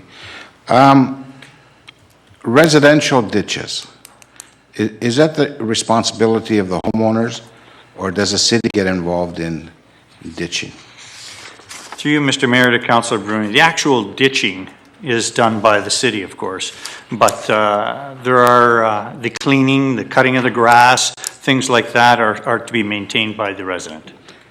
And if it's not maintained by the resident? Well, certainly we feel it's the responsibility of the resident to maintain. If they don't maintain it, there could be the potential for the city to have to go to the site and do some work and then obviously charge it back. Okay, thank you. Thanks. On the same matter, Councillor Butland? Yes. And then Councillor Make the comment every year of the ditching program. Communications, my experience over the 30-odd years has always been, do the neighbors affected by the ditching, are they all communicated with? Because every year there'll be one person say, I didn't request this ditch and everything is just fine here. Why are they doing it? So do we communicate that we are doing the ditching to the residents? Through you, Mr. Mayor, to Councillor Butland. Certainly what we do on ditching is we'll be working in a certain area. So we're not going to just do the ditch in front of one house. No. There's probably more than one that's affected. So the homeowners will be communicated on that day when we arrive, because again, it's city property. We're working on city property to consider correcting a drainage issue, and then we'll do the work. And of course, I think it'll be pretty identifiable because we'll have locates done in advance, and people identify the locate marks, and if they see something going on in the front yard, if they have a concern, they usually raise it. I don't want to pursue it, but you said... But you're going to. But, yeah. Very perceptive, Mr. Mayor. We will communicate with them on the day we're doing it? First of all, we send out for locates. Locates put a lot of identification onto the front yards. They see the identification by painted lines, flags, what have you. So if that doesn't raise a concern for them to call us on the day that we're there, certainly if anybody has any questions, they'll approach city staff. Okay. Do we need to continue on this? I mean, what? Councillor Myers?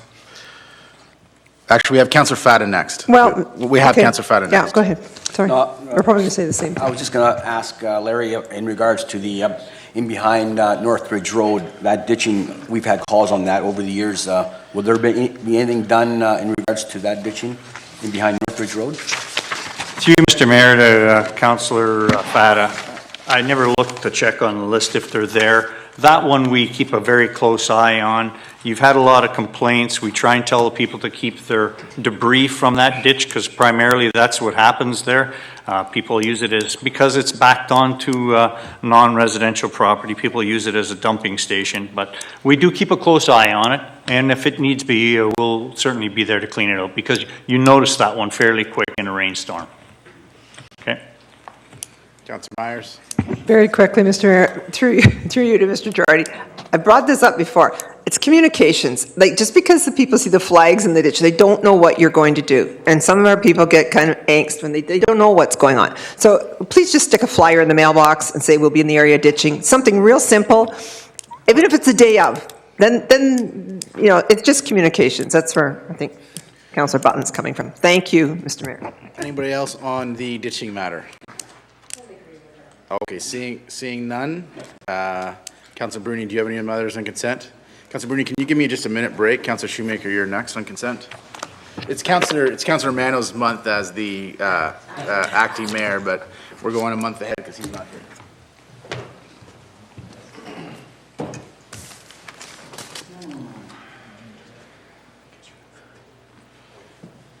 Thank you, Mr. Acting Mayor. 6.16. Economic Development Report Update. Through you to Mr. Councillor Shoemaker, can we hold off yes, until sure. the mayor Yep. comes back here, please? No problem. Okay, thank you. No problem. 6.24, if I could then. Through you to City Solicitor. The report says that the rent is $900 for this, what I think it's a billboard, but that there is now property taxes levied on this property. So does the $900 that we collect as rent cover the property taxes? Through you, Mr. Mayor, to Councillor Shoemaker, yes, it does. Okay, good. 6.10. Okay, no, never mind. 6.6. Committee of Adjustment appointment. I don't know who could answer this, but I'm wondering if this is a appointment that was made pursuant to our new board and committee appointment process. Just one moment. 6.6? 6.6, yes. Through you, Mr. Acting Mayor, to Councillor Shoemaker, yes, it was. In this case, there was only one applicant. The applicant CV was canvassed with the nominating committee, and the nominating committee did agree that it should be put forward for council's consideration. It does come a little differently just because there was only one applicant for the one position. Okay, yeah, that's helpful information. You know, generally, I would think my position is that all of council should determine these appointments, but given there was only one applicant, the outcome certainly would not have been any different.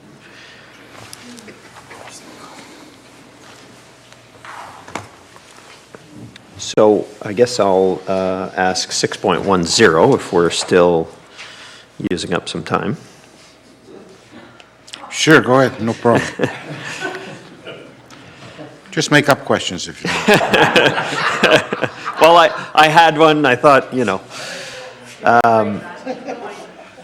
So 6.10, through you to the Commissioner of Finance. At the bottom of the spreadsheet that's attached as the schedule, there's an percentage increase, all items, and it's 1.8, all items excluding energy, 2%.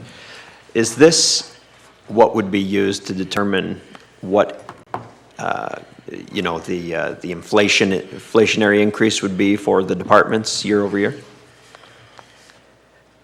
Through you, Mr. Mayor, to Councillor Shoemaker. This was presented last year for the 2017 budget as a guideline.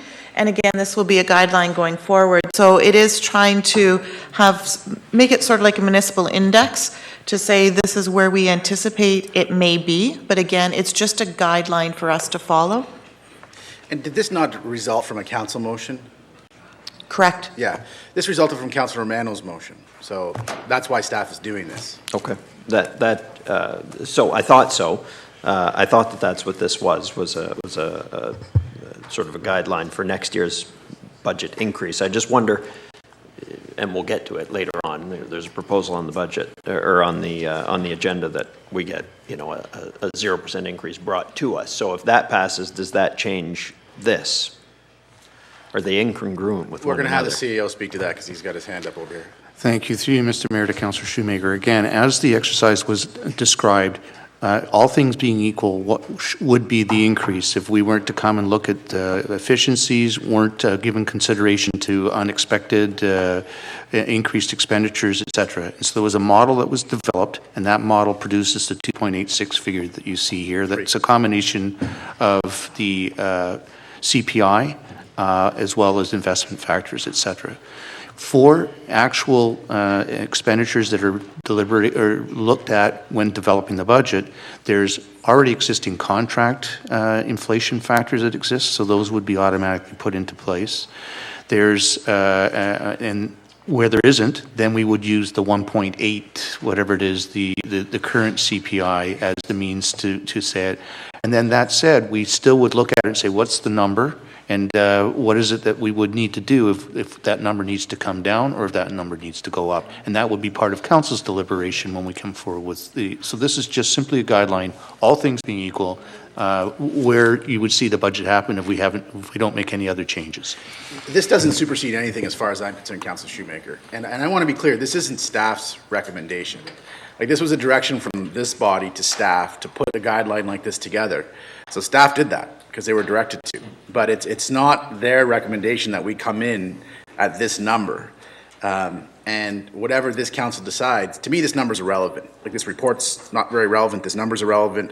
The whole exercise was, from my perspective, a bit of a waste of time. But in any event, they went through it. They did it. They came back. They gave us that advice. And we're here now. As we budget this year, they're going to do much the same as they did last year, which is put the budget together and then show us what happens when we make certain decisions. We're not bound by this at all. And I wouldn't agree with that increase in any event. Okay, perfect, yeah. That's excellent on that. So I did have 6.16 that Councillor Bruni asked me to. Yeah, Councillor Bruni if we can get to that. Just one question through you to Mr. Vare. Mr. Vare, the report lays out, I think, very well what the positions of the boards, the various boards are. But is this also staff's recommendation, or is this just staff putting into words what they're hearing? Through you, Mr. Mayor, to Councillor Shoemaker. This is really what we're hearing from the EDC and the Innovation Center. When we last reported to council and got direction from council, I think the message we heard was definitely to be consultative and take a thorough process in our discussions with the EDC and the Innovation Center. We had a number of meetings with them. There was quite a lot of analysis and thorough discussion that took place with the working group and the steering committee. And through that process, it became clear that there really wasn't an interest in merging the two organizations at this time.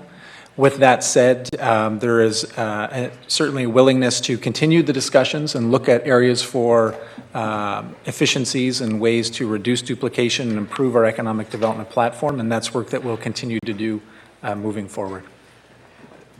Okay, that's helpful information, but is it that there's not a willingness or an interest or willingness to merge on their part, or are we accepting that there should be no willingness to merge? Because I realize we have limited levers here, but we do have a financial lever that we fund a portion or portions of this agency or these agencies. So I just, because what's in this report is so much different than what was in our consultant's report, I'm wondering where the city of Sault Ste. Marie lies in all of this. Before you respond to that, Mr. Mayor, if I can jump in, because I think there's some council context.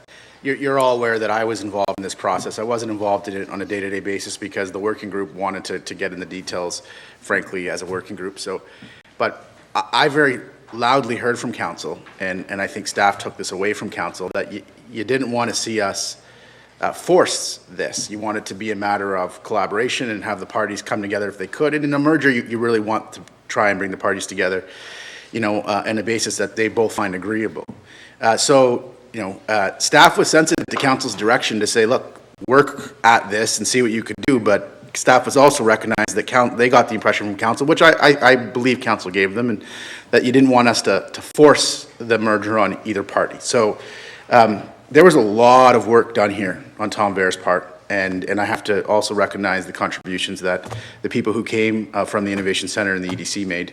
But in the end, there wasn't a significant amount of appetite on those two agencies' part to come together as one agency.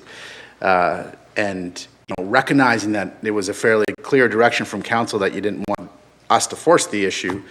And additionally, those two groups said to us, we'd like some clarity from you on the role you see yourself playing.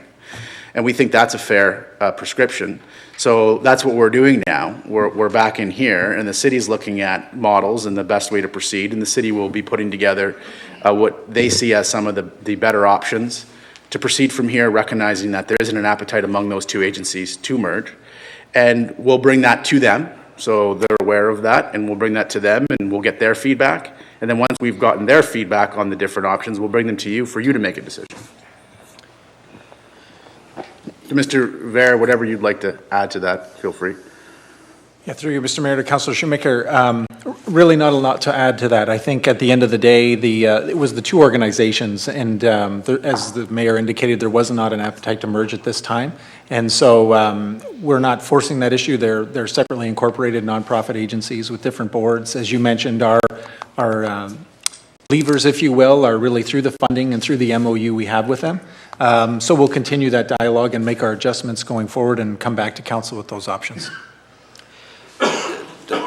I appreciate the information. I guess I have some difficulty with the fact that we got a consultant's report from, a noted leader in economic development, and we're just sort of saying, well, thanks for the report, but we're going to do this our own way. So. Well, I don't think so entirely, Councillor Shoemaker, because the principles of the report, some of the suggestions, stronger MOUs, less clutter in the area,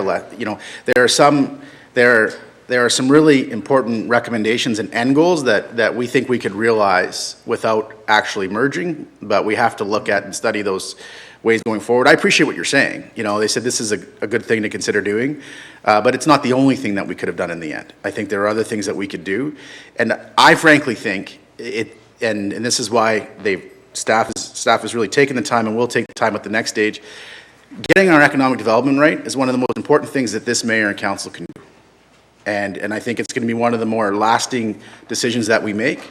So when staff comes back to you with recommendations, I think it's important that they're thorough and they're vetted and they know exactly where they're coming from, and it's a good model moving forward because things have changed. Things changed by virtue of the existence of the department now in the city that's focusing on community development enterprise. And rightfully so, the two groups said to us, look, you've got to tell us how that affects us and what you are looking to do in economic development.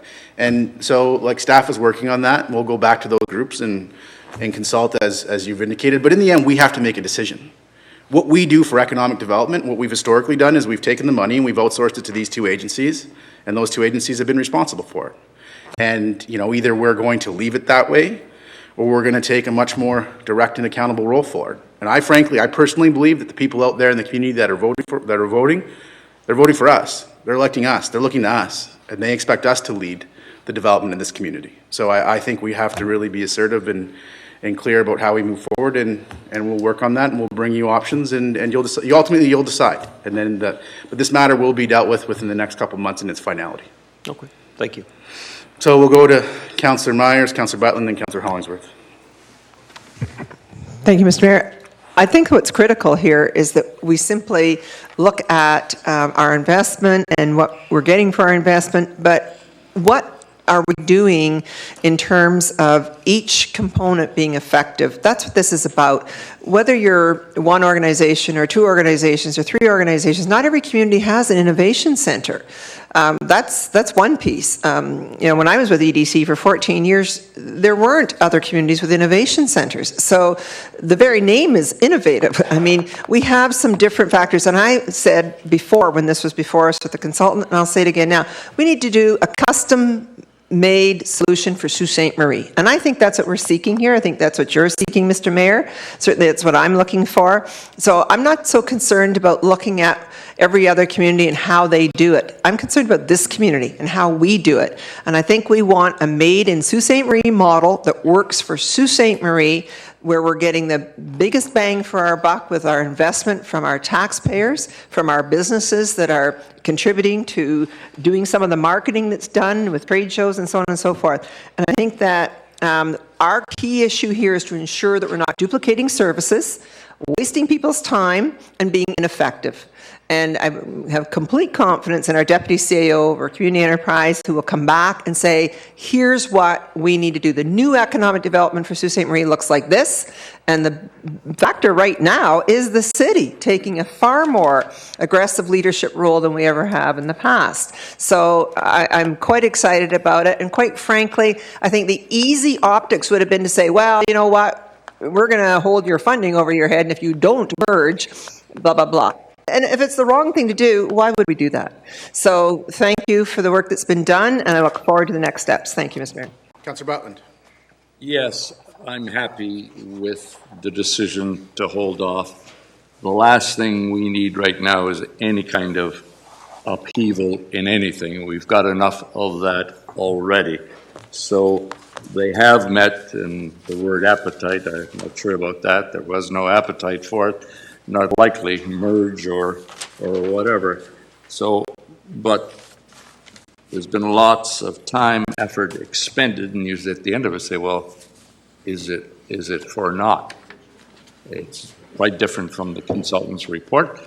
But again, I'm just fine the way it was, and I'm easy with it continuing as it is. Now, there are some duplications, forget the appetites, that can be implemented.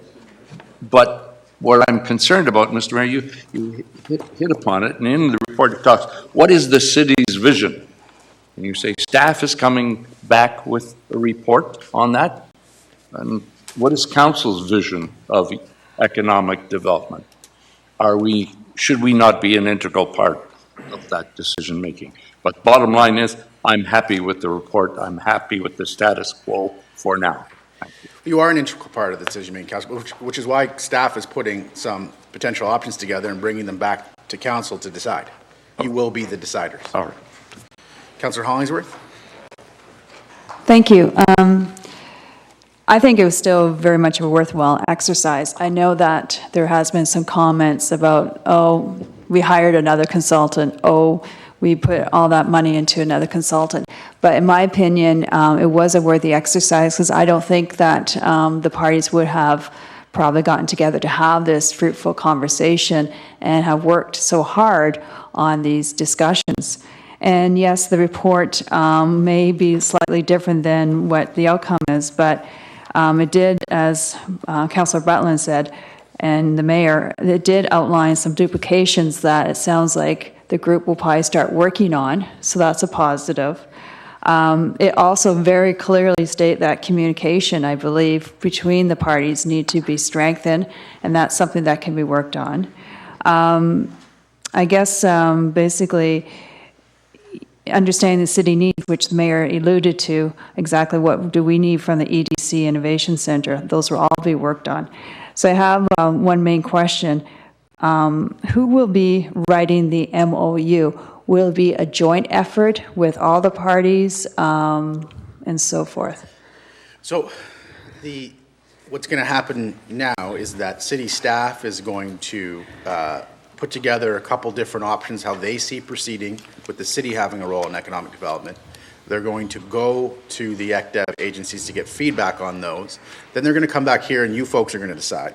Based on what you decide, then the the staff will go from there. And if it's a matter of renegotiating MOUs, whatever the case is, based on this body's decision, staff will then go from there and deal with those issues. Okay. Two other comments. I personally have not, I'm curious, I haven't seen the current MOU. Is it possible that we can have a copy? Available to all of you. Okay. And just one last comment. As Albert Einstein has said, we cannot solve our problems with the same thinking we used when we created them. Albert Einstein. I agree with him 100%. Yeah. So anybody else on this issue? Councillor Fada? Be very brief, Mr. Mayor. I think one thing that we have to keep in mind through all this is desperate times require desperate measures. And we know that there are certain things that are hanging over our heads right now that we don't have much control over.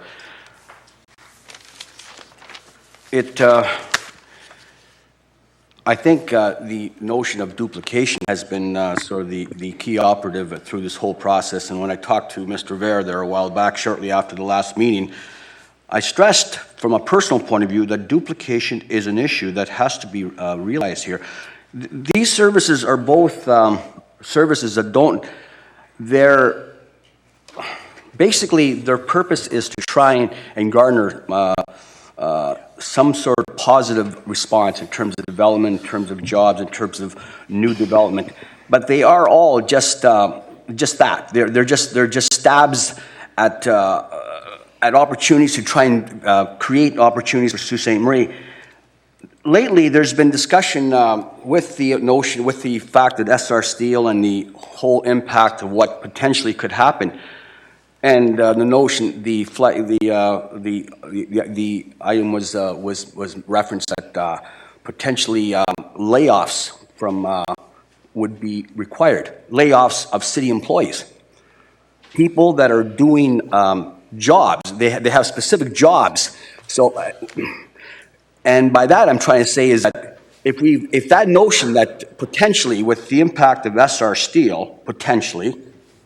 I think most of us are trying to be optimistic, but we also got to be realistic.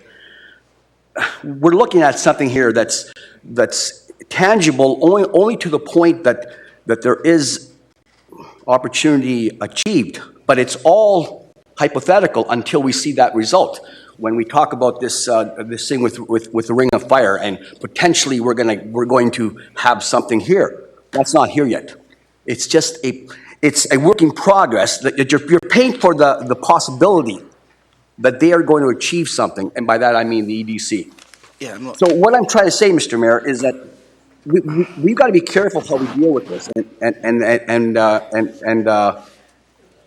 the fact is that we're paying for a service which potentially has great potential, obviously, but at the same time, it's not a concrete thing as when we compare it to the fact that potentially we might have to lay off city staff that have a specific purpose each and every day. So we seem to be sort of sugarcoating this whole thing, and I think that we have to be careful how we tread forward on this. Okay. I think we're all trying to be optimistic. We're going to say, well, duplicate. Yeah, they can operate separately. Things can continue the way they are. Yeah, they'll try and streamline things and make sure that they don't duplicate. I think we have to be very careful, Mr. Mayor, because we are treading down. Yeah, I don't think that's what Mr. Ver's report says, though. I'm just trying to make a point here, Mr. Mayor, is that this notion that we'll keep them separate. That's sort of the recommendation. We'll keep them separate. There's no need for that to be the case where we're going to seriously look at. There's no recommendation in this report. No, Mr. Ver is simply giving you an update and telling you the process isn't over and he'll be back in 2 months with recommendations. Mr. Mayor, I'm reacting to some of the councillors here. Some of them are saying, oh, well, this is very positive. I think it's a good idea that we're going to keep them separate. And there's this thinking that's going on right now in this council that I'm not too comfortable with. Just to be clear, this is just an update. There's no recommendation in it. Mr. Vera wanted to let everybody know where he was at because the committee had decided it wasn't going to move forward with the merger. So it was due time to give you that information because it was going to both the SMIC board and the EDC board, and we didn't obviously want council not to receive the same report. But he also wanted to make it clear when he's coming back with the staff recommendations, and that'll be 2 months. And I think in 2 months, it will be the time to have the conversation that you're trying to have right now. I see the light there that, or the notion is there, Mr. So get Mayor. yourself ready for June, July, and you could load up for bear at that meeting. Anybody else in that matter? Seeing none, do we have anybody else in the consent agenda? Seeing none, Mr. Clerk, can we please pass the consent agenda? Mr. Mayor, members of council, I have a motion by Councilors Fata and Myers. Resolved that all items listed under date 2017-0508, agenda item 6, consent agenda, and the addendum be approved, save and accept 6.17 and 6.20. All in favor? Carried. Mr. Mayor, members of council, under agenda item 7.1.1, appointment of additional members, Finance Committee. As council will recall, a meeting or two ago, you did approve a composition change to the committee so that it could consist of either 3 or 5 members. This is an opportunity, should council wish to add 2 members to the committee. And it's simply a matter of councillors indicating their desire to sit on the committee.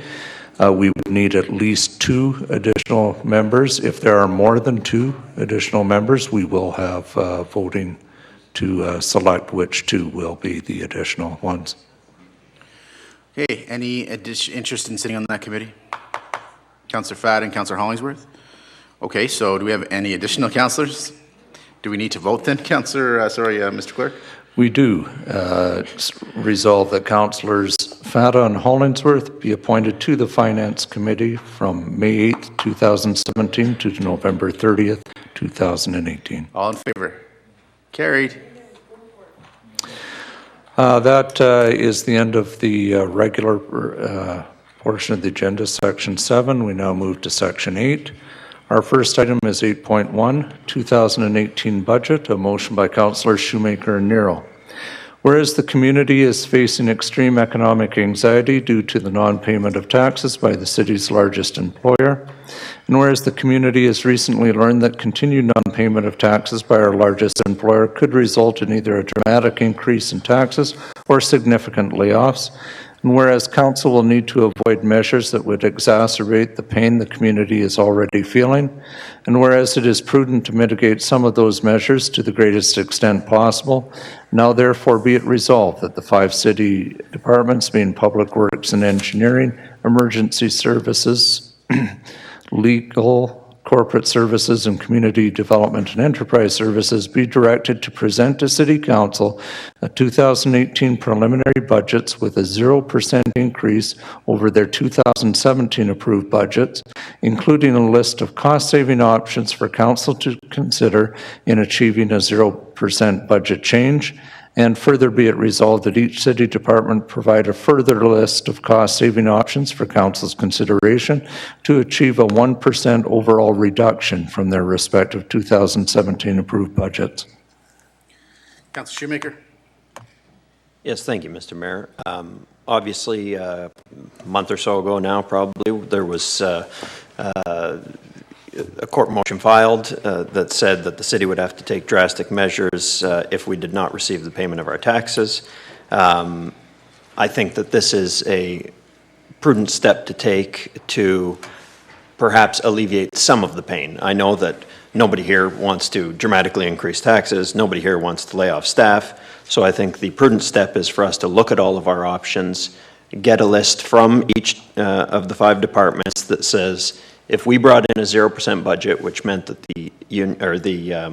the departments would absorb the inflation in essence, or the increases in costs, and what would it take to achieve that? So what are our options? Is it delaying projects, as Councillor Hollingsworth suggested? Is it cutting services? Is it cutting programs? Is it putting off capital expenses? What is it that it will take to achieve a 0% budget change from last year's budget, so for this fiscal 2017, to this year's budget going into next year, 2018.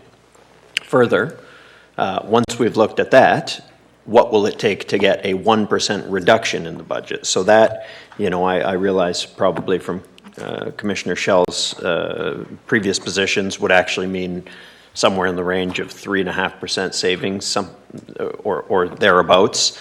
But what does that? 3.5% reduction, essentially. 3.5%, yes, well, yeah, 3.5% reduction. So what does that mean exactly, though? Again, is it delaying projects? Is it cutting a service? Is it, any other, is it a vacancy gapping? Is it not filling positions for a longer period of time? That's the information we need in front of us to be able to make these decisions, because it's all well and good to say, oh, we'll never raise your taxes by X number of dollars. But the reality is, if we don't get paid, we have to find savings somewhere. And if that means I'd much rather see a 1% budget reduction than some of the more draconian things that were talked about in that motion. So I think this is only bringing options to council, letting council mull them over and see what the effect of these options would be. As many will remember, I brought a similar motion earlier this year. But this is different. The other one asked for staff to bring back a 0% and a 1% reduction. With Councillor Nero's recommendations, we worked so that I think the comments were largely at that time, no, it's up to council to decide. Well, let's have it, council, let's decide. So for my edification, Councillor Shoemaker, how is that different than what we did last year? I think what we did 2 years ago is more similar to what I'm asking for. 2 years ago, if you'll recall, various departments brought forward proposals. There was proposals to reduce Sunday bus service, which we accepted. There was proposals to eliminate other things, residential walkway program. We didn't accept that. So there was a bunch of proposals. I think the ultimate savings was somewhere in the range of 800,000, if I'm not mistaken. So last year I didn't see it quite as concretely as we did 2 years ago. So I think that the system 2 years ago really worked well. This past year, my recollection of this past year was we had a lot of those options in front of us. Council just didn't debate or didn't choose to make the decisions to bring. We got it down to about 2.8 from the municipal part of the levy, and council didn't go any farther, but there were certainly options that staff presented us during this budget cycle, which if we'd taken them would have brought us down. So like in theory, and I'll allow all the comment and debate on this, in principle, I don't disagree that we need all of the information in front of us. It's why I was a very big proponent of us budgeting earlier and council getting all of the information to make those decisions. But I don't feel like this motion really kind of there's no harm in it from the perspective that staff is doing this. Like, staff is going to bring us back and say, here's what your budget looks like, the same as they did last year and the same as they did the year before. If you want to decrease that budget, these are the difficult decisions you have to make. So, I mean, this is to me, the way, and I read this is already the budgeting process. And staff I certainly felt like they did that last year, and council didn't take them up on all of the different options because we didn't want to go below where we were at, and we didn't want to cut the services we would needed to cut. And as you say, Councillor Shoemaker, the year before, we were certainly given that. So I just want to give credit to staff, because I think staff's doing this work. And as I said, they did 2 budgets last year, and we recognize that we're in a challenging time, but we also have to recognize that senior staff is sensitive to that too, and I think our frontline staff is sensitive to that. And, in the end, we're going to get this information. And in the end, it's going to be up to us to make those tough decisions. So I don't object to the notion that we'd be given this information. We should be. I have a difficulty kind of seeing how it's really any different than what we did this past year. Councillor Nero, since you're the seconder, will. Thank you, Mr. Mayor. As Councillor Shoemaker said, the resolution as it was worded before this would not have seen my name on it, so we did change it around enough. But I agree with you 100%. Staff has been doing this all along. I think with one exception, usually when we make the decisions, it's in the 11th hour. I think we need to see this information a little sooner at a preliminary type budget, right at the outset, so that at least we have some time to digest the options that we need to look at. And hopefully we don't have to look at these. This is worst case scenario. Hopefully we don't have to look at them. But if we do, I certainly would appreciate more time to decide which options to go after.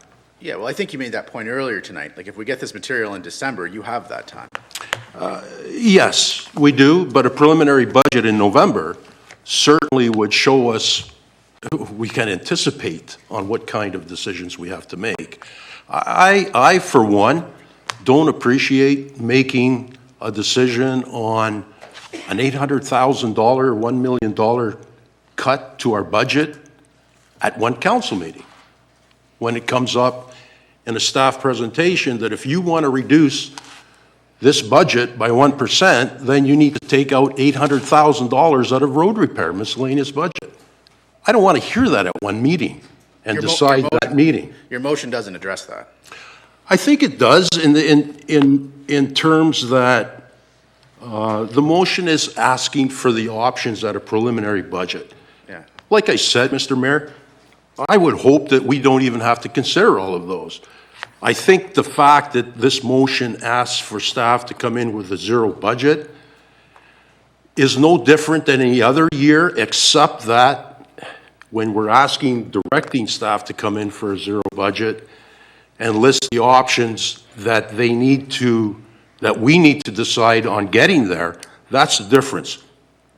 Because we have to realize that our budgets are going to have increases in staff salaries and wages, that if we're asking for zero, they're going to have to present some options to get to that zero. And things that they can't decide on. They can't decide to cut certain services. That's the point I made to Councillor Shoemaker, is that I don't feel comfortable asking staff to bring us those reductions. They should recommend some options that we could look at, because it is our decision.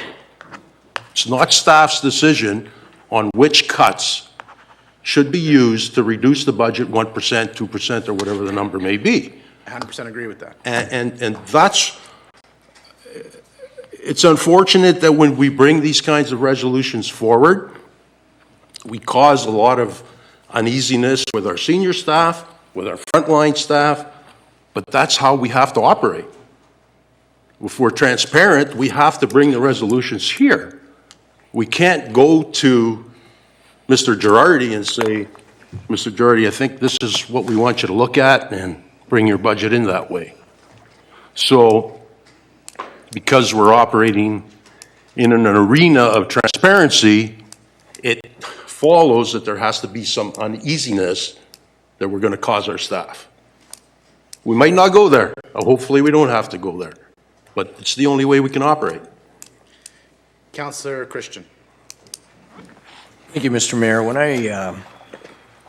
When I read this, I too agree with what you say. I mean, in principle, I agree with it. I mean, as good, responsible governance, we need to look at, mitigating any problems that may occur. It's unfortunate that we continually reference the current issues, and that's not to say that I'm blind to the fact that we have problems in this town. I think we're all aware, I'm acutely aware as everybody else is, and the community knows we're acutely aware, because at my last count, we've mentioned our financial problems and SR Steel 18 times this meeting alone. So I get the motion, I get the resolution. I still think it's premature. We don't know what the outcome is going to be. And to simply argue that, well, we need this information in our back pocket now, are we making the decision to cut immediately? When do we need this information? We need this information once we know what it's going to cost to provide some of the services for 2018. We need more information about SR Algoma and what their decisions are going to be and what we might be getting in taxation. We need to fully understand what the issues facing us are when we have to ultimately make the decision. And you pointed out that we know that if you're going to be drastic, you may have to cut staff. And I just don't know what benefit we gain right now raising that issue in May when we're not setting the budget for 2018 for another 6 or 7 or 8 months. I want to make it very clear, when the time comes, and if we have to make cuts, and we have to cut programs, I'll stand in line and I'll be counted. I just think this is a bit counterproductive at this stage. We need as a council to take on a more positive narrative, recognizing the problems we have in this community. But I just don't know what purpose it serves to bring this issue forward. We talk about cutting programs. We don't even know what the government may fund or not fund. How can you make recommendations on programs that the government may or may not fund for 2018? I agree with the motion. It's just too premature. Thank you. We have Councillor Hollingsworth. Thank you. I personally don't think it's premature because, in all respect to staff, you are correct. They did give us some recommendations last year and the previous year, but I have to admit, I found last year was too late. And the reason I felt we were just making these drastic decisions basically so quickly without being properly informed, sorry, in all respect.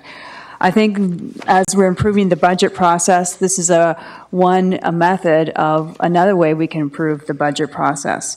I would really like to say that this motion that's in front of us that we're debating right now is definitely putting us on the right track. I don't think it's sending a negative message out to the city. I think it's sending out the message that we're trying to stay on top of our finances and we're trying to face reality. There is a lot of positive that's happening in the city from the hub trail, which we talked about and other things, but we have to stay on top of our finances. So basically, I want to start influencing the finance committee to work closely with the staff and start looking at the pros and cons and come up with a list of things that we may potentially have to reduce, not eliminate or not, but the pros and cons. And I know last year it was suggested that the parabus be cut. Oh my gosh, you can't just say, let's cut the parabus. I mean, there's so much creative thinking that can be done by our wonderful staff and outline the pros and cons. So we need to do this now, and we need to understand how this may necessarily impact our day-to-day operations for the betterment of our citizens. And I don't think it hurts if we start thinking this way and have this ready to go in November, if not sooner. Okay, so we have Councillor Myers. Councillor Shoemaker, as the mover, when I'm done hearing from everybody, I'll come back to you to respond, and then we'll have a vote. Councillor Myers? Thank you, Mr. Mayor. When I read this on the weekend, I wrote my comments so that I can stay focused. Zero is not zero. And so I hate hearing zero, because there is no zero. Zero is already a percentage of a reduction due to rising costs. And I'm not a fan of this across-the-board approach with all departments. We've said it many times that Public Works and Engineering has specific tasks that this council wants carried out, whether it's snow removal, potholes filled, and other direct services to our ratepayers. And until such times as we change the level of service, how do you expect them to come back even with recommendations? We need to do that work first, if that's what we're going to do. And again, I say zero is already a reduction. So anywhere you go from there is deeper than zero.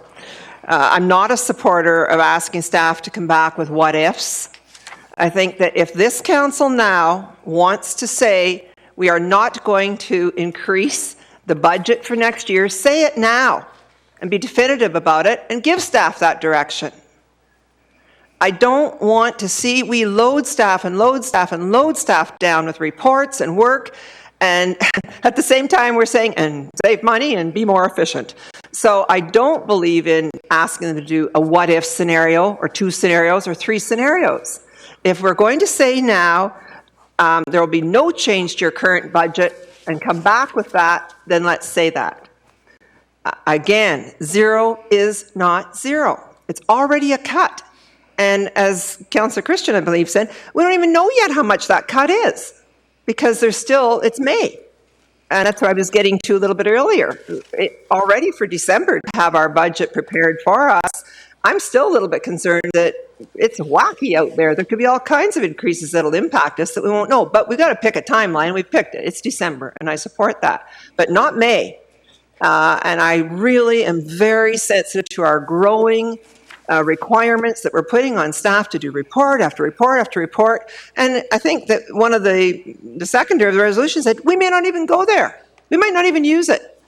Please, let's not ask staff to do exercises that are not going to bear fruit that we're going to use and act on. If we want zero, let's say zero at the next meeting and give them that direction, period. Recognizing zero is already a cut, maybe a 2% cut for all we know. Thank you, Mr. Mayor. Okay, Councillor Butland. Yes. Previous two speakers, I agree 100%. Purely speculative. I don't question the motives of the mover and seconder, and after hearing some of the support, the reasons for putting it forward, I say, well, yeah, that does make some sense. But my first reading of this was, we have so many of these resolutions. I'd almost like to move a moratorium on these kinds of... I'll get out of the chair and second it. A moratorium on these resolutions, because it's time spent so much time on these things, and most of the time they come back for naught. They say, well, you asked for it, here's the formula. We had to do it because council said you have to do it. They don't support it, and when it comes back, it really didn't amount to very much. So I know we have to react to things, but I think we are overreacting to things. We have to appear, the public looks to us, they say, what are you doing about this, and what are you doing about that? So we feel obligated. Well, how do we react? And I would rather say, let's get this. If we say SR in our finances, they're going to come to a conclusion. I really believe that, sooner than later. Let's not add to the anxiety out there, and that's what this does. And you talk about this, and it may be popular to say this, though, because the general population, you got to cut. But there's got to be more to it than that. And I just say, let's take a deep breath. And if you really want to do what you say you want to do, the onus is on us, not staff. Don't tell them to do it.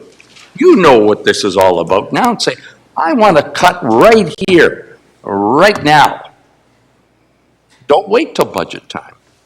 So I think it's the wrong time. And the micromanaging, I think, leave that to staff, and we are really immersed in the operation of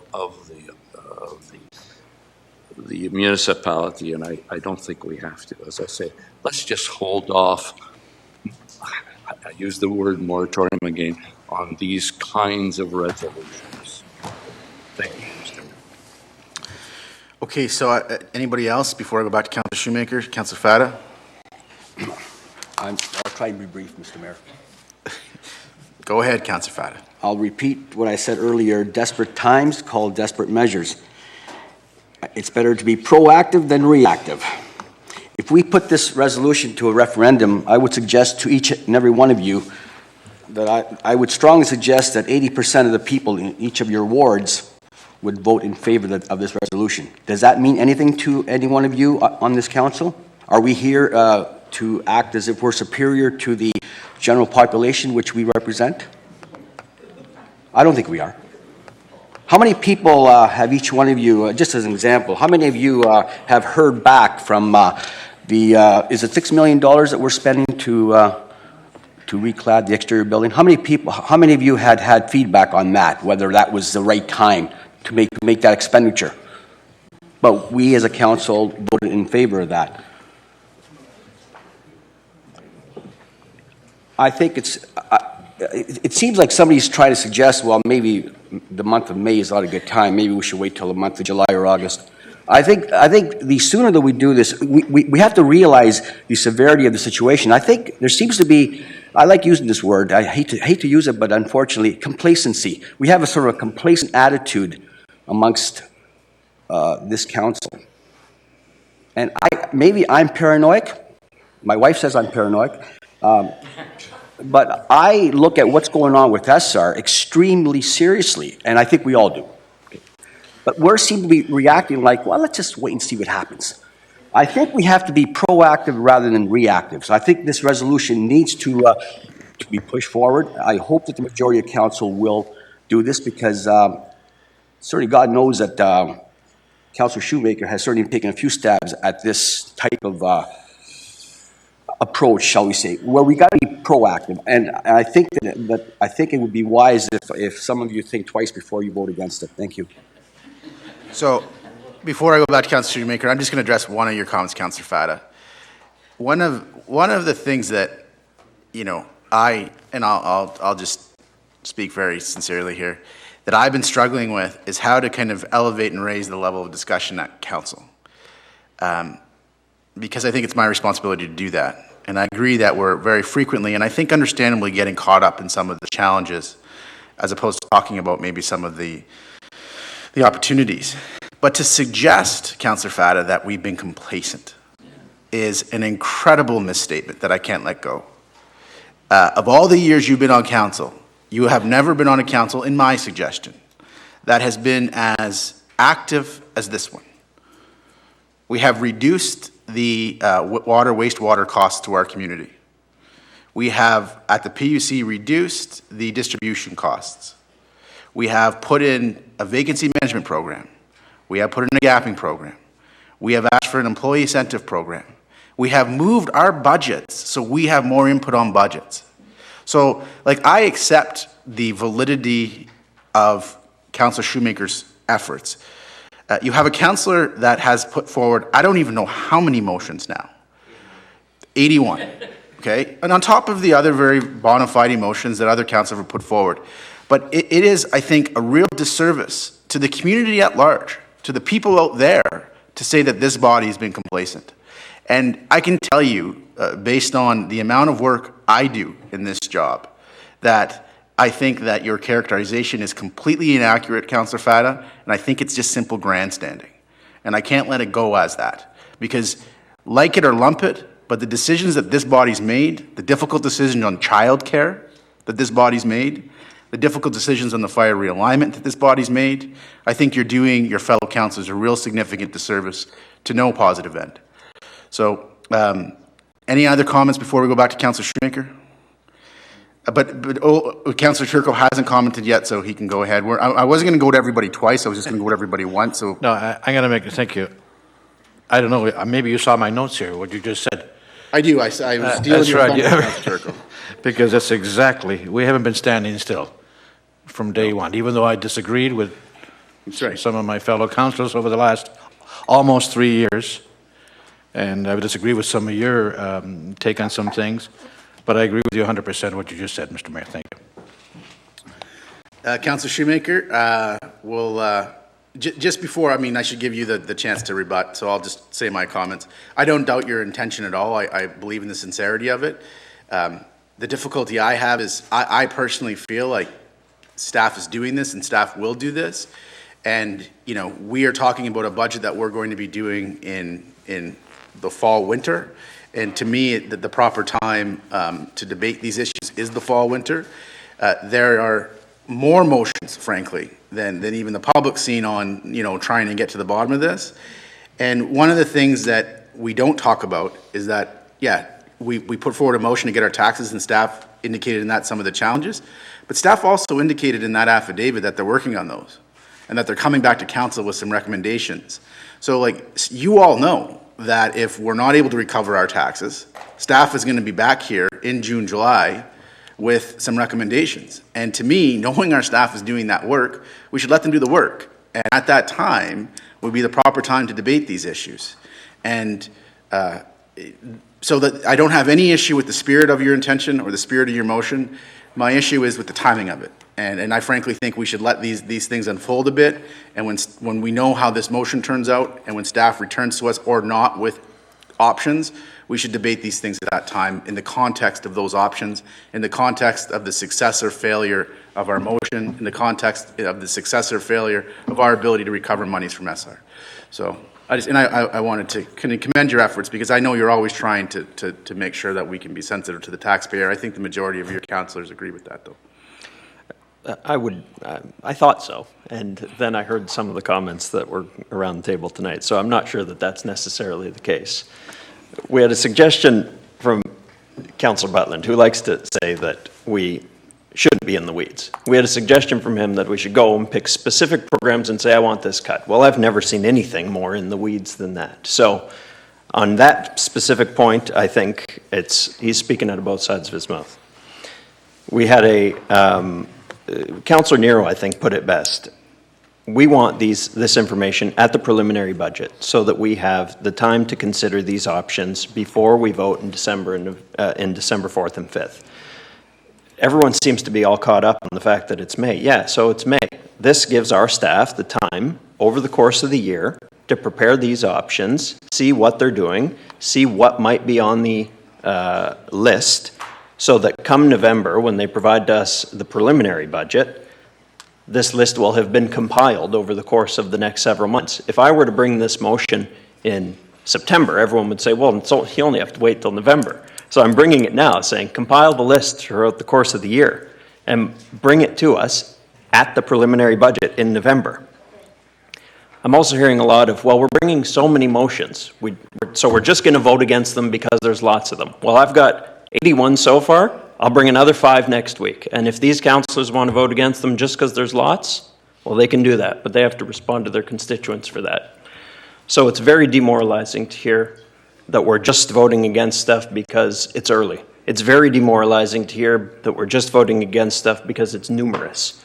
We should be voting stuff on the merits, and if this is turned down, it's very demoralizing that we're not even going to consider a 1% budget reduction when we are looking at a potential 22% tax increase if everything goes the wrong way. That's what we're looking at. So it tells me that more people around the table would accept a tax increase than care to even direct staff to bring to us options to reduce our budget numbers. So I'm disappointed. We have Councillor Christian asking for a point of order.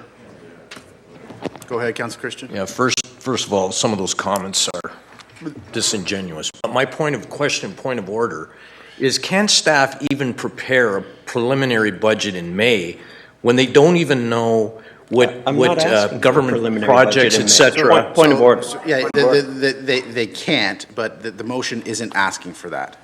So I heard preliminary budget. Yeah, so this motion wouldn't see a budget come to us any earlier than it already is. We approve the budget timelines. Those are approved. We've done that tonight. So when the budget comes to us in accord with those timelines, it will have these different options in it. So that is what the effect this motion will have. But this isn't requiring staff to do a budget first now. That's way too early, and staff isn't in a position to do that. So, Councillor Bruni, do you have any comments on this? I just have a comment here. I'm going to have to give Councillor Shoemaker the chance to respond, because I was going to everybody first and you didn't put up your hand. So, yeah, I think it would be appropriate if we don't throw jabs at each other.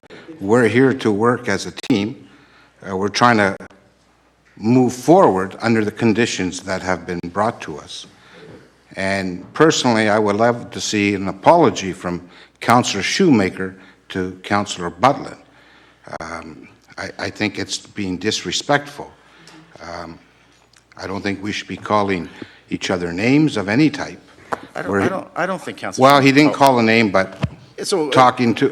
We also should be accurate here, well, right? So if Councillor Shoemaker didn't call, he did not call him a name. You shouldn't suggest that. But he did say a comment that I think is disturbing, and I don't think he should be saying things like that, especially to a statesman of experience. Because I'm 28, I no, shouldn't be disrespecting someone who's 75. So, no, that's not what I said. Okay, can you make your If he's going to turn the story around, that's being disrespectful. Well, you Speak the truth. I did not. Okay. So council, everybody. That's all I'm asking for. Okay, so It's an everybody- apology, and we should be working well together, instead of this throwing jabs at each other. It's not necessary. Okay, so we are. No, I make Councillor this- Myers, no. Councillor Shoemaker, please, everybody quiet, please. The rules allow the mover to have a chance to rebut, and that's why I was going to everybody. But you didn't speak before that, and that's why I was going to everybody first. So now that you've spoken, I'm going to give him a chance to rebut, and then we're going to call the question. This is a common misconception. We are here to move the agenda forward. We're not here necessarily to agree on everything. I don't agree with Councillor Butland on this. I don't agree with Councillor Bruni on this. I still respect them as my councillors, but we have a ferocious disagreement on this point. So I'm not here to play nice with everybody. I'm here to make my points, to advocate my position, which is that I think the budget should be brought in at 0% next year and with options for a 1% reduction. So just because I disagree with them doesn't mean I don't respect them. And we can debate this on the merits, and I'm just pointing out that what people are saying is not consistent with their prior positions or consistent with what the motion says. So I will not apologize. I respect Councillor Butland, and I believe he respects me. But we'll have debates and we'll have disagreements, and I don't believe I said anything that was out of turn. As the chair, it didn't occur to me that you had said anything out of turn. Okay, so we have the question before us. I imagine you want a recorded vote, Councillor Shoemaker. Okay, so Mr. Clerk. A recorded vote has been requested. Councillor Butland? Opposed. Councillor Myers? Opposed. Councillor Bruni? Believe it or not, I'm for it. Councillor Nero? For. Councillor Shoemaker? For. Councillor Hollingsworth? 4. Councillor Hoopanen? 4. Councillor Christian? Against. Councillor Fata? 4. Councillor Turco? Against. Mayor Provenzano? Against. Motion passes 6-5. Okay, so next matter on our agenda. Next matter on our agenda is 8.2, revenue generated from advertising. Councillor Shoemaker, you may have advised me, but if you did, I forgot. We need a new seconder for this motion as Councillor Krampadich is absent. Do you have a seconder? Is there a courtesy seconder for Councillor Shoemaker's motion? Councillor Hoopanen? Councillor Hoopanen.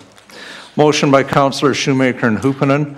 Whereas the City of Sault Ste. Marie maintains park benches, garbage cans, bus stops, and other permanent structures and objects throughout the City of Sault Ste. Marie, and whereas many municipalities in Ontario use their permanent structures and objects as advertisement revenue generators, and whereas the City of Sault Ste. Marie must look at every opportunity to generate new revenues to offset future municipal tax increases.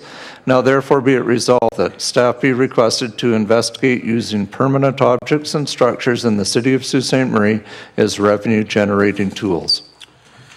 Okay, Councillor Shoemaker, would you like to speak to that? I don't anticipate as ferocious disagreement on this one, but who knows? I've used this example before, but in London, Ontario, there's a realtor. His name is Georgiopoulos. And I think he monopolized the park benches over there because he had his face, a big Greek guy face with a big mustache on every park bench there. And that's how you remember him. That's how I remembered him. And so I thought it was a great marketing tool. And you know, we are looking for ways to raise additional revenue. We've got bus stops. We don't have bus benches as far as I know, but we've got garbage cans, bus stops, things that we could potentially monetize. And I think it's worth looking at. And so I'm wondering if staff can look at what options are there and bring us a report back. Okay. Councillor Myers? Mr. Mayor, the resolution does not say a report back. I was going to support it because it didn't say that. I don't want staff to have to write a report about it. We've flagged it. You want them to investigate it, so be it. It does not say in the resolution report back. Well, they have to report. They have to report back. No, it could be a resolution where he's asking them to investigate it. Period. He's raising awareness. But how does that get back to us? It doesn't. He's making a resolution asking staff to look into these opportunities. He doesn't say and report back and tell us about them. So if he wants to report back, I'm voting against it. If it's just to raise it with staff as a suggestion to look at revenue opportunities, I'm for it, so.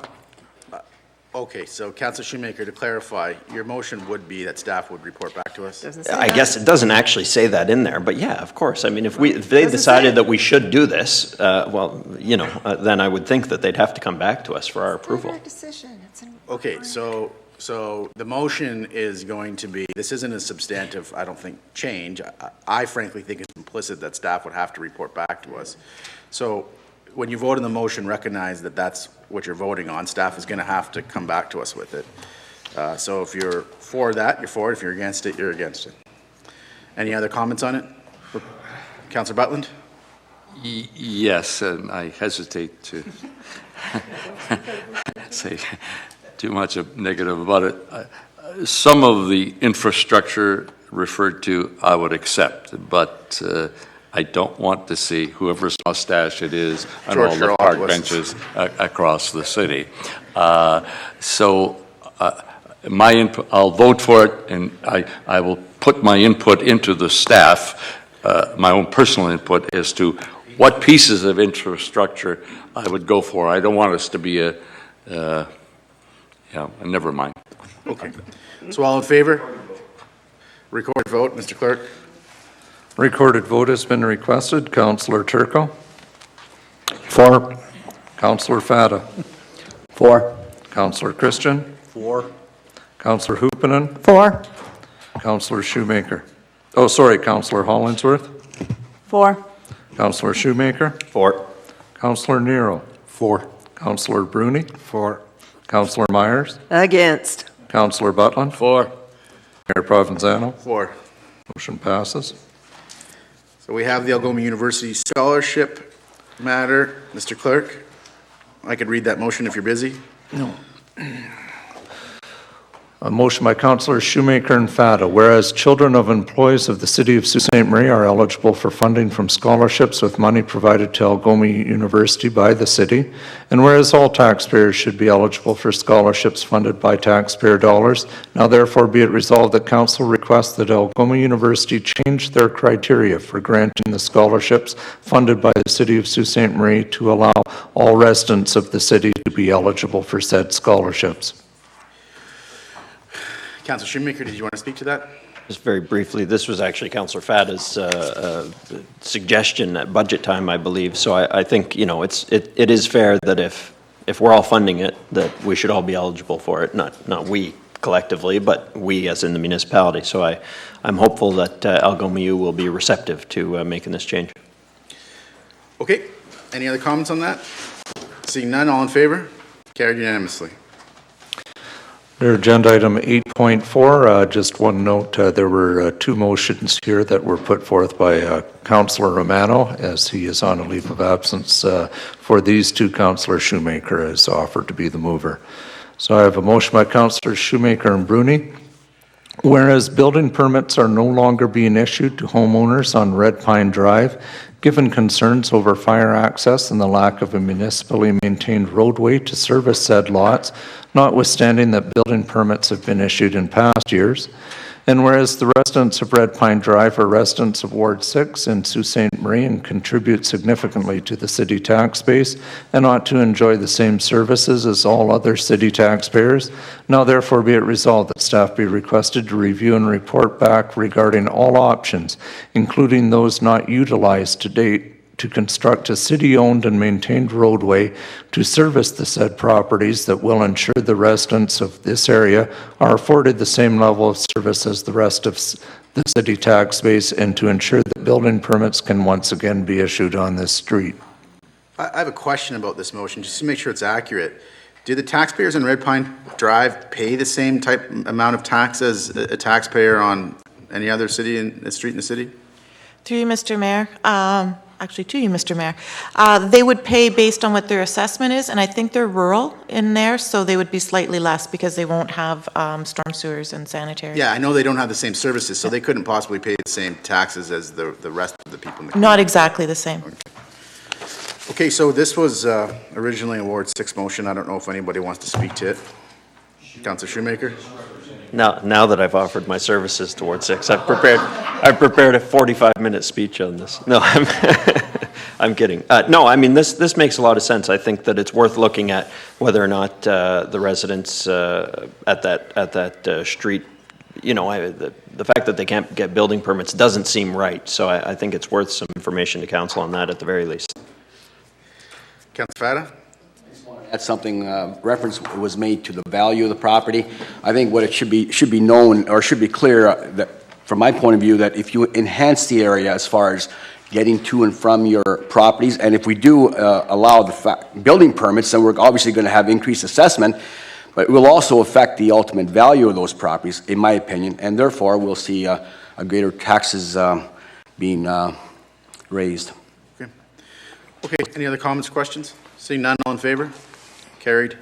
Under 8.5, a motion by Councillor Shoemaker and Bruni, whereas Deschênes Drive, Pine Shores Drive, and Channelview Drive are streets within Ward 6 in the city of Sault Ste. Marie and are made of gravel and not pavement, and whereas the residents of these three streets contribute to and make up a large portion of the city tax base and as such ought to be afforded the same level of service as the rest of the tax base, specifically a paved road.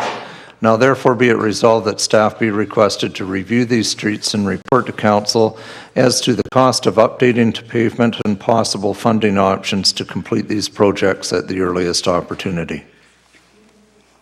Our budget's going up, Council. Yeah. So, Councillor Shoemaker, do you have any comments on this? I think that it makes sense to look into it at the very least. Okay. All in favor? Carried. Under 8.6, a motion by Councillors Christian and Butland. Whereas the Planning Act enables single-tier Ontario municipalities to enact bylaws respecting the creation of community improvement project areas and the adoption of community improvement plans, and whereas tax increment equivalent grants are a grant available under community improvement plans and are used to return the full or partial amount of the property tax increase arising from the redevelopment or improvement of a property within a community improvement project area to the property owner, so as to encourage development and investment. And whereas the City of Sault Ste. Marie's Downtown Community Improvement Plan has utilized tax increment equivalent grants for several years, and over the course of the plan has seen considerable new investment flow into the downtown for improvements. And whereas the long-term tax policy report received by Council on November 21st, 2016 recommended that staff be directed to investigate the feasibility of developing a community improvement plan for industrial properties. And whereas the City of Sault Ste. Marie is conscious of the need to provide a competitive environment for all current and potential new businesses and is desirous of exploring avenues to encourage business growth and expansion in the city. Now therefore be it resolved that staff review and report back on the feasibility, costs, and potential benefits of implementing community improvement plans for all properties in the city in the industrial and commercial classes. Councillor Christian. Mr. Mayor, I wasn't going to say too much about this, but I had a couple of questions from councillors, so I thought it would be important for me to say a few words for clarity. First of all, I want to thank you for the conversation we had, which kind of triggered this whole thing. I stated earlier that, you know, I think the city is going through a transformation. I know it's a difficult time right now, but I do think we're going through a long transition. I didn't bring this resolution forward as a reaction to the problems that are currently in the city, and I won't mention them specifically because that'll bring us up to the 26th time we brought it up in council tonight. So I'll avoid saying it. However, I think in conversations in this council chamber, it's become clear that we as a council need to take a more proactive role in our own economy and growing it. So I think this is a good step. I think this is a good planning move. I think it's good housekeeping because what we're doing is we're asking the community, we're trying to incent business to improve their locations, which is a good thing for the community at large, but it also creates some opportunity perhaps for some contractors, etc. Quite honestly, if it was up to me, I'd like to offer a tax holiday to any business that would be willing to relocate in Sault Ste. Marie, but we can't do that because the Municipal Act doesn't allow us to do that. So this is a tool in our toolbox, and I think we need to take it. And again, I'm trying to move forward with ideas to grow the community, to put on a positive face.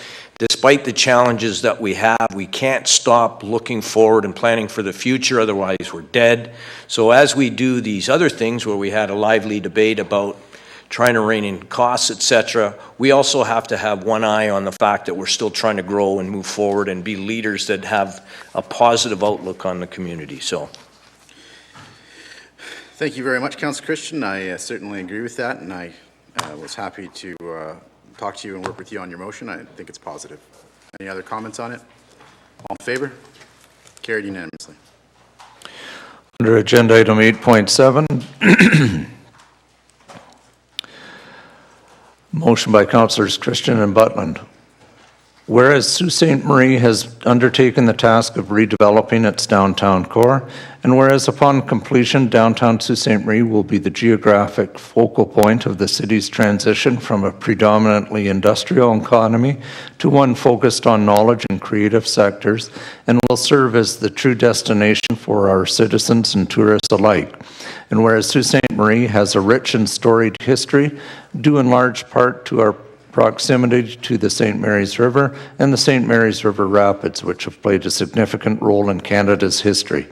And whereas the city has an opportunity to celebrate and promote this history as part of the redevelopment of its downtown. Now therefore be it resolved that Council ask the Downtown Association, Tourism Sault Ste. Marie, and appropriate city staff to investigate the possibility of incorporating our city's history into the overall theme of the downtown area.